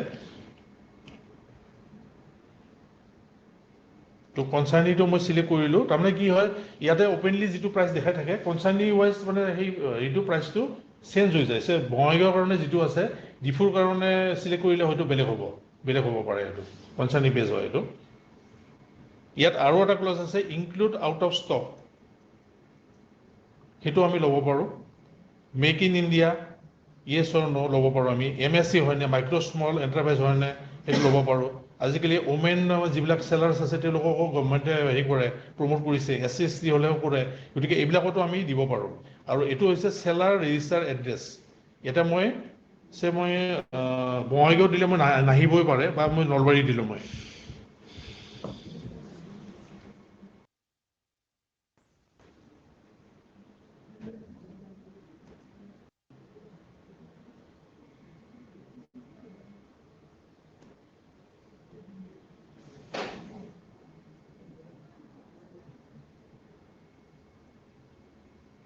নলবাৰীত দিওঁতে নাই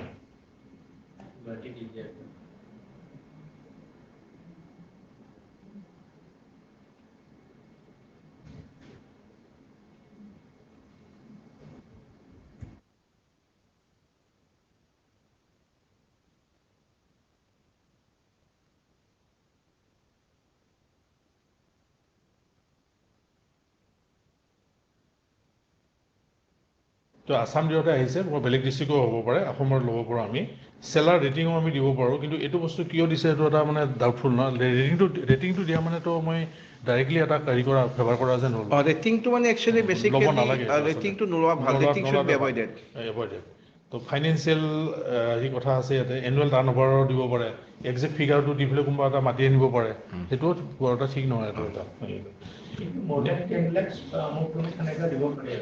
চ' এই যিটো প্ৰডাক্ট স্পেচিফিকেশ্যন আছে এইটো মষ্ট ইম্পৰ্টেণ্ট মই যে কৈছিলোঁ যে গল্ডেন পেৰামিটাৰ এই যিকেইটা আছে টাইপ অফ লিংক এইটো এটা golden the seller sell right a continuous line of minimum এইটো এটা গল্ডেন পেৰামিটাৰ এনেকুৱাকৈ তাৰমানে মিনিমাম আপুনি 5টা চিলেক্ট কৰিব ডাইৰেক্ট ডাইৰেক্ট পাৰ্চেছৰ ক্ষেত্ৰত তো বাকী মানে মই চাপ'জ এইখিনি গোটেইখিনি দিয়াৰ পিছত এটা মই হেৰি কৰিলোঁ ইয়াতে জেমে এটা L1 হেৰি সদায় দেখাই থাকে যিটো মিনিমাম প্ৰাইচটো আৰু 50টা দিছিলোঁ 5টাৰ কাৰণে 250 rupees দেখাই আছে কিন্তু 25,000ৰ ভিতৰত হ'লে মই ইয়াক নল'ব পাৰোঁ আৰু যদি মই ইয়াৰে প্ৰডাক্ট এটা যিকোনো যিটো ভাল লাগিছে ব্ৰেণ্ড এটা দেখিছোঁ হেউচাৰ বুলি এইটো মই ল'ব পাৰোঁ 350 আৰু তাৰপিছতে এইটো কাৰ্টত গুচি যাব, কাৰ্টৰ পৰা চেক আউট কৰিব পাৰি। তো মই এটা দেখাই দিলোঁ বাৰু, এইটো কাৰ্ট কৰিলোঁ মই। এইটো কাৰ্ট কৰাৰ পিছত বাকী আপোনালোকে এইটো ফ'ল' কৰিব পাৰিব। এইটো কৰাৰ পিছত চেক আউট কৰিব লাগে, চেক আউট কৰি দিওঁ ন, কৰি দিওঁ এইটো কাৰ্ট। তো ইয়াতে কুৱেশ্যন এটা আহিব, ডাইৰেক্ট পাৰ্চেছ কৰিব নে বিট কৰিব। যিহেতু কম প্ৰাইচত মই ডাইৰেক্ট পাৰ্চেছ কৰিম মই এইটো। এলন কৰিব লাগিব বুলি কোনো কথা নাই নেকি ইয়াত? নহয়, এলন আপুনি কৰিব 25,000 ওপৰত হ'লে কৰিব আপুনি। Within 25,000, আমি কোনো L1 কৰাৰ দৰকাৰ নাই। Government has given that flexibility to the user department that below 25,000 হ'লে যিকোনো এটা প্ৰডাক্ট সিলেক্ট কৰি তাত আমি ডাইৰেক্ট পাৰ্চেজত কৰিব পাৰোঁ। তাতে L1 খালি কিন্তু কি হয়, ইয়াত এটা বস্তু এটা আছে, সেই ৰেটটো যে ৰিজনেবল, আমি কিয় ফাইনেন্সৰ এংগেলৰ পৰা চালে ৰেট ৰিজনেবিলিটি চাৰ্টিফিকেট এখন সদায় এখন বিচাৰে, তাৰমানে এইটো ৰিজনেবল হয় নে নহয়। কিন্তু জেনেৰেলি ৰেট ৰিজনেবিলিটিটো মানে কি হয়, বিল' 25,000ত মানে খুব দৰকাৰ নহয়, কিন্তু to be on the safe side এটা ৰিজনেবল চাৰ্টিফিকেট এটা লোকেল পাৰ্চেজ কমিটিৰ পৰা লোৱা যায় তাৰমানে। নাই, এইটো GFR 149 যিটো ৰুল আছে তাত হেৰি কৰি থোৱা আছে, যিখন হেৰি আপোনালোকৰ আৰু এটা দৰকাৰ হ'ব, যিখন GFR ৰুলৰ হেৰি আছে, গাইডলাইন্সবিলাক আছে, সেইখনো চোৱা দৰকাৰ হ'ব এইবিলাকৰ কাৰণে, ৰেট অফ ৰিজনেবিলিটি অফ ৰেটৰ কাৰণে। এতিয়া ইয়াতে এটা দেখিছেনে, মই কাৰ্টত থৈ দিছোঁ। এতিয়া মই ইয়াত কৈ আছে যে আইটেম এডেড অন 4, আজি কৰিছোঁ 10 days লেফ্ট, তাৰমানে 10 দিনৰ কাৰণে সি এক্টিভ হ'ব। তাৰমানে এই প্ৰডাক্টটো যে মই চিলেক্ট কৰিলোঁ, 10 দিনৰ ভিতৰত মই ইয়াক নল'লে সেইটো বেলেগে লৈ ল'ব, বেলেগে লোৱাৰ কাৰণে জেমে এলাউ কৰিব। তো আমাৰ ইয়াতে ক্ষেত্ৰত কি হয়, SRMৰ পৰা আমি এপ্ৰুভেল ল'ব লাগে, 10 দিনৰ ভিতৰত লৈ পেলাই অৰ্ডাৰটো প্লেচ কৰিব লাগে। কেতিয়াবা সেইটো ডেট ফেইলো হৈ যায়, কিবা ছুটিত থাকে বা এনেকুৱা ধৰণৰ প্ৰব্লেম আহে। তো উইদিন 10 daysৰ ভিতৰত হেৰি কৰিব লাগে। আৰু একচুৱেলি যদি বস্তুটো আমি কিনিব গৈছোঁৱে, ডেপুটি কমিশ্যনাৰ অফিচত অলপ বেলেগ হ'ব, কিন্তু এতিয়া ই ফাইল কৰাৰ পাছতো তাতো সেনেকুৱাই হ'ব। তো এপ্ৰুভেল লৈ গোটেইখিনি ডিচাইড কৰি কমিটিয়ে যে আজি আমি কাৰ্টত হেৰি কৰিছোঁ, আজি দিম, বা কাৰ্টত ডাইৰেক্টলি থৈ আজি দিব পাৰোঁ। এতিয়া ডাইৰেক্ট পাৰ্চেছ কৰিছোঁ, মই এইটো ক্লিক কৰিছোঁ। তো ইয়াতে যিটো চিন্ময়দে যিটো কৈছে যে yes, rate reasonability has been certified by competent authority. GFR Rule 149 provides that while making procurement through GEM, the procuring authorities will certify the reasonability of rate. Have you competent authority? তো ইয়াত question কৰিছে, ইয়াত মই এইটো select কৰিলোঁ মানে আমি সেইখন আমি ইছ্যু কৰিছোঁ আমি।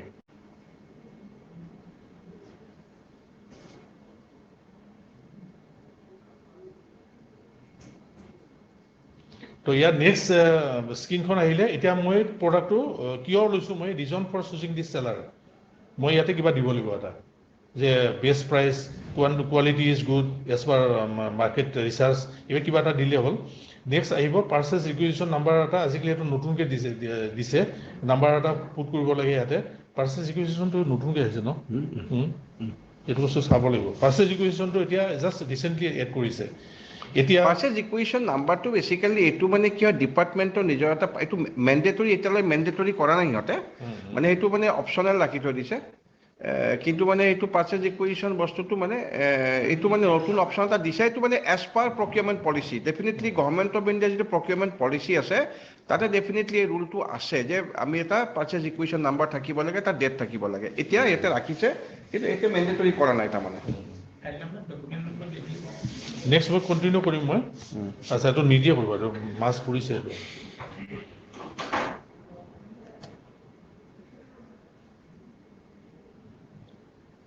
চ' এইটো হ'ল লাষ্ট পেজ, অৰ্ডাৰ চামাৰী মই চাব পাৰোঁ ইয়াতে অৰ্ডাৰটো কি কি আছে।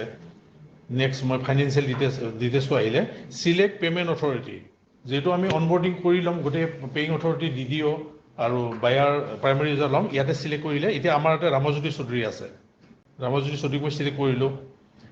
Designation official providing administrative approval, আমাৰ ইয়াৰ ক্ষেত্ৰত মানে SIO হ'ব, SIO দিব। Designation official providing financial approval, এইটো IFDO সুজন দা, IFDO। নেক্সট সুধিছে GST tax invoice to be raised in the name of, এইটো বায়াৰ হ'ব, কনচাৰ্নি নহয়। যদি মানে ছিষ্টেমটো তেওঁলোকে এনেকুৱাকৈ ডিচাইড কৰে যে বিলটো কনচাৰ্নিৰ হেৰি হ'ব, নামত মানে ৰেজ হ'ব, তেতিয়া কনচাৰ্নি দিলে হ'ল, মই বায়াৰ দিলোঁ মই। TDS to be collected under income tax to নহয়, so GST হ'ব। If concurrence competent authority HOD approval required, yes বুলি ক'লে আমাৰ ইয়াতে কি কৰে, এই একাউণ্ট ছেকশ্যনে এটা তেওঁলোকে ডাইৰেক্ট কৰে, এইটো NSE হেডকোৱাৰ্টাৰৰ একেটাই ষ্টাইল। প্ৰত্যেকটা বস্তু এপ্ৰুভেলৰ এগেইনষ্টে এটা ডায়েৰী নাম্বাৰ থাকে আৰু ডেট থাকে। তেতিয়া মানে ডায়েৰী নাম্বাৰটো চাপ'জ এইটো 112 আৰু ডেটটো মই আজি দিলোঁ, মই যে আজি 4 তাৰিখত দিলোঁ, আজি মানে এপ্ৰুভেলটো হৈছে। এই কামখিনি কেতিয়া কৰিব পৰা যাব, যে অল মানে এপ্ৰুভেল প্ৰচেছটো যেতিয়া কমপ্লিট হ'ব তেতিয়া কৰিব পৰা যাব। আৰু লাষ্টত ফাইনেন্সিয়েল এপ্ৰুভেল এটা আপলোড কৰিব লাগিব। ফাইনেন্সিয়েল এপ্ৰুভেল এটা ফৰ্মেট বনাই ল'লে হ'ল, যে বা পাৰ্টিকুলাৰ যিটো ফাইল থাকে তাৰ পৰা পেজ এটা লাষ্ট এপ্ৰুভেল থকা ডাইৰেক্ট হৈ থকা সেই পেজটো PDF কৰি পেলাই ইয়াত আপলোড কৰিব লাগে। এইটো হ'ল লাষ্ট মানে হেৰি। ইয়াত ব্ৰাউজ কৰি যদি মই এইটো মানে মই নকৰোঁ, কাৰণ মোৰ এপ্ৰুভেল নাই, জাষ্ট দেখুৱাৰ কাৰণে মই হেৰি কৰিছোঁ। চ' কণ্টিনিউ কৰাৰ পিছত কণ্ট্ৰেক্ট অৰ্ডাৰখন জেনেৰেট হ'ব, বায়াৰৰ তাত SMS আহিব, আৰু এতিয়া তাৰমানে OTP বেছটো মানে উঠাই দিব, এইটো E-sign কৰিব বুলি কৈছে। চ' এইটো হ'ল ডাইৰেক্ট প্ৰচেছৰ লাষ্ট হেৰি, জাষ্ট কণ্ট্ৰেক্টটো জাষ্ট ইয়াৰ পৰা হেৰি হ'ব। এইখিনিতো ক্লিয়াৰ হৈছে চাগে, দিগদাৰ নাই আকৌ? Sir, যেহেতু প্ৰাইমাৰি ইউজাৰে বায়াৰ হব নোৱাৰে, ডেপুটি কমিশনাৰৰ ক্ষেত্ৰত ডেপুটি কমিশনাৰৰ ক্ষেত্ৰত এডিসি জন সাপোজ বায়াৰ, তো বিলটো এডিসি নামত আহি যাব। এডিসি নামত আহিব। একচুৱেলি এইবিলাক মানে তুমি যদি বেছি এফেক্টিভলি কৰিব খোজা, ডিচি ছাৰে এজন এডিচিক মানে ডেলিগেট কৰিব পাৰে তেওঁৰ এইটো, তেতিয়া বেছি ফিজিবল হয়। প্ৰাইমাৰী ইউজাৰৰ তাত কেতিয়াবা কিছুমান কাম কৰিব লগা হৈ যায়, কিন্তু তুমিতো ডিচি ছাৰকতো নাপাবা নহয় বহুৰ ক্ষেত্ৰত। সেইখিনি তুমি তেখেতক পোৱালৈ ইফালে এক্সপায়াৰী হ'ব। আৰু জেমৰ মানে ৰুলখিনি ইমান ৰেষ্ট্ৰিক্টিভ মানে হেৰি নহয়, ষ্ট্ৰিক্ট, তুমি একো কৰিব নোৱাৰা। এতিয়া বিজয় জানে, বিজয়ৰ এটা AC কিনাৰ সময়ত তাৰমানে আমি এবছৰ পে'মেণ্ট কৰিব পৰা নাছিলোঁ, সৰু এটা হেৰি কাৰণে মিছগাইড কৰিছিল আমাক সিহঁতৰ হেল্পৰ হেৰিৰ পৰা, হেল্প ডেস্কৰ পৰা। তো একদম মানে হায়েষ্ট অথৰিটি টেকআপ কৰা হৈছিলে CEO জেমৰ লগত। NSE হেডকোৱাৰ্টাৰ আমাৰ যিটো জেম ছেক্ৰেটেৰিয়েট আছে, SIMM, গোটেইবিলাকে মানে কমেও মানে 20-25টা মেইল দি পেলাই লাষ্টত স্পেচিয়েলি সিহঁতে সেইটো কৰি দিছে। গতিকে DC ছাৰৰ তাত যদি কোনোবা DC ছাৰে নিজে দায়িত্ব লয় তেতিয়া বেলেগ কথা, আদাৰৱাইজ হেৰি। আৰু দীপকদাই কোৱাৰ নিচিনাকৈ নাজিৰক তুমি যদি হেৰি ৰাখা, পেইং অথৰিটি বা হেৰিটো ৰাখা, তেতিয়া বেছি বেটাৰ হয়। তাৰমানে কি হয়, কামখিনি তেতিয়া স্পীড আপ হ'ব। কিছুমান ধৰা বস্তু খুব আৰ্জেণ্টলি লগা হ'ব, তেতিয়া তুমি এপ্ৰুভেলৰ কাৰণে ৰৈ থাকিব লাগিব, নজৰতে চাই কৰে। তো ডাইৰেক্ট পাৰ্চেছৰ এইটোৱে। মই এতিয়া L1 কম্পাৰিজন এটা দেখাই আছোঁ মই। স্যাৰ গল্পটা বল এক মিনিট স্যাৰ। হয় স্যাৰ, যেতিয়া আমি আইটেম কেইটা সিলেক্ট কৰি কাৰ্টত এড কৰোঁ, তেতিয়া আপুনি দুটা অপশ্যন পাইছিলোঁ, ডাইৰেক্ট পাৰ্চেজ আৰু bid/RA। আমাৰ ইয়াতে মানে কেইটামান মেচিন কিনাৰ কাৰণে ট্ৰাই কৰা হৈছিলে, বৰ্তমানে প্ৰচেছ হোৱা নাই। কিন্তু প্ৰথমতে bid/RA অপশ্যনটো সিলেক্ট কৰি ল'ব পাৰে, তেনেকুৱা ম'ষ্টলি প্ৰভিজন আছে নেকি? তুমি প্ৰথমে কৰিব পাৰাতো, মই যে হেৰিটো দেখাই আছোঁ তোমাক মই। হয়।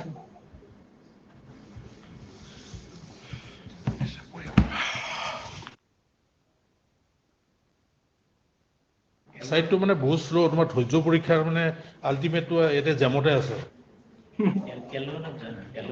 এলন কৰি আছোঁ মই। এইটো মই চিলেক্ট কৰিলোঁ, সেই আগৰটোৱে মই হেৰি কৰিছোঁ। স্যাৰ বেয়া নাপায় যদি L1ত আপুনি কম্পিউটাৰ এটা দেখাওকচোন, তেতিয়া আমাৰ কাৰণে অলপ মানে ৰিলিভেণ্ট হয় বস্তুখিনি। আচ্ছা,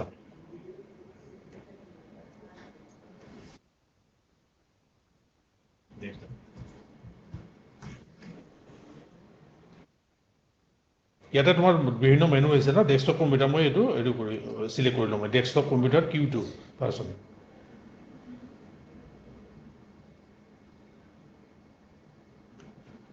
তুমি বাণী যিটো কৈছা, হয় স্যাৰ।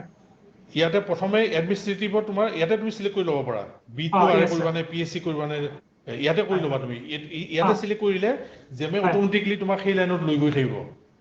এতিয়া কম্পিউটাৰৰ ক্ষেত্ৰত ধৰা এইটো 10,999 দেখাইছে, কিবা কম্পিউটাৰ নাজানো, ইণ্টেল Core i3 10,000ত দি আছে। তো যদি প্ৰাইচটোৰ ওপৰত ডিপেণ্ড কৰি পেলাই তুমি প্ৰচিড কৰিব পাৰিবা। 10টা লাগিলে চলা আৰু 1 লাখ হ'ল, গম পাইছানে? বাকীখিনি চব একেই ইয়াতে চিলেক্টিভ হেৰিবিলাক। খালি এটা কথা মনত ৰাখিবা, বিট কৰিব যেতিয়া তুমি ছাজেষ্ট কৰিবা তেওঁলোকক, MII ক্লজটো ইয়েছ মাৰিব দিবা। তাৰমানে এইবিলাকো তেওঁলোকে মানে মনিটৰ কৰি থাকে। MSc ষ্টাৰ্টআপ ওমেন যদি হেৰি থাকে, তেতিয়াহ'লে তেওঁলোকক প্ৰমোট কৰিব লাগে। আৰু আটাইতকৈ ডাঙৰ হেৰিটো হ'ল তোমাৰ প্ৰডাক্ট স্পেচিফিকেশ্যনৰ 5টা গল্ডেন পেৰামিটাৰ ল'ব লাগে। এতিয়া এই হেৰিটো কি কয় এইটো যিটো মই চাৰ্চ কৰিলোঁ মই L1 কৰিব বিচাৰিছোঁ চাপ'জ তিনিটা বেলেগ বেলেগ প্ৰডাক্ট এইটো ধৰা তুমি এইটো কম্পেয়াৰ কৰিলা আচ্ছা কনচাৰ্নিটো চিলেক্ট আছিল সবিন দাস দেহ কামৰূপ তোমাক কেইটা লাগে চাপ'জ 5টা লাগে ইয়াতে এতিয়া যে মই কৈছিলোঁ এটা লাইনটো যে মাল্টিপুল কনচাৰ্নি আৰ এল'ৱেড ইন ডিপি মানে direct purchase L1 and PPB বুলি এটা নতুনকৈ আহিছে আৰু হাউএভাৰ তাৰমানে ইখন ডিচি কানেক্ট কৰিব লগা হৈ গ'ল হয় নেকি আচ্ছা ঠিক আছে পিছত হেৰি হ'লে আমি কৰিম বাৰু কেতিয়াবা ঠিক আছে বহুত লেংগুৱেজ আচলতে পুৰা 1 ডে লাগে এটা এইটো অজিত দা হেল্ল'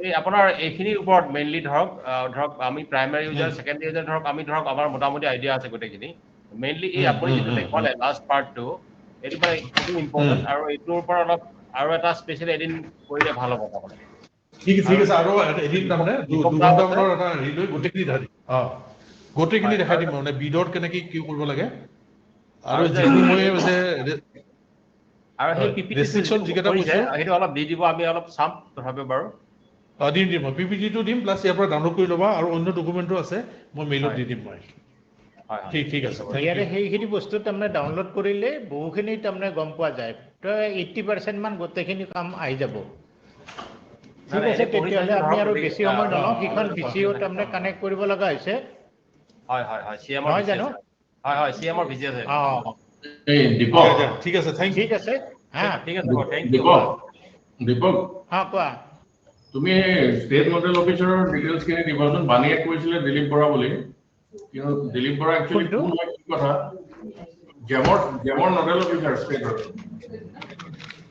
লোকেল সেইটো জিএডিৰ পৰা আছে সেইটো বাৰু মই চাই মেলি দি দিম দিয়া এইটো মানে মই অলৰেডি অনবোৰ্ডিঙৰ কাৰণে ৰিকুৱেষ্ট দিছোঁ কিন্তু এইটো পেণ্ডিং হৈ আছে গতিকে তেওঁলোকলৈ মেইল এটা পঠিয়াব লাগিব জিএডিৰ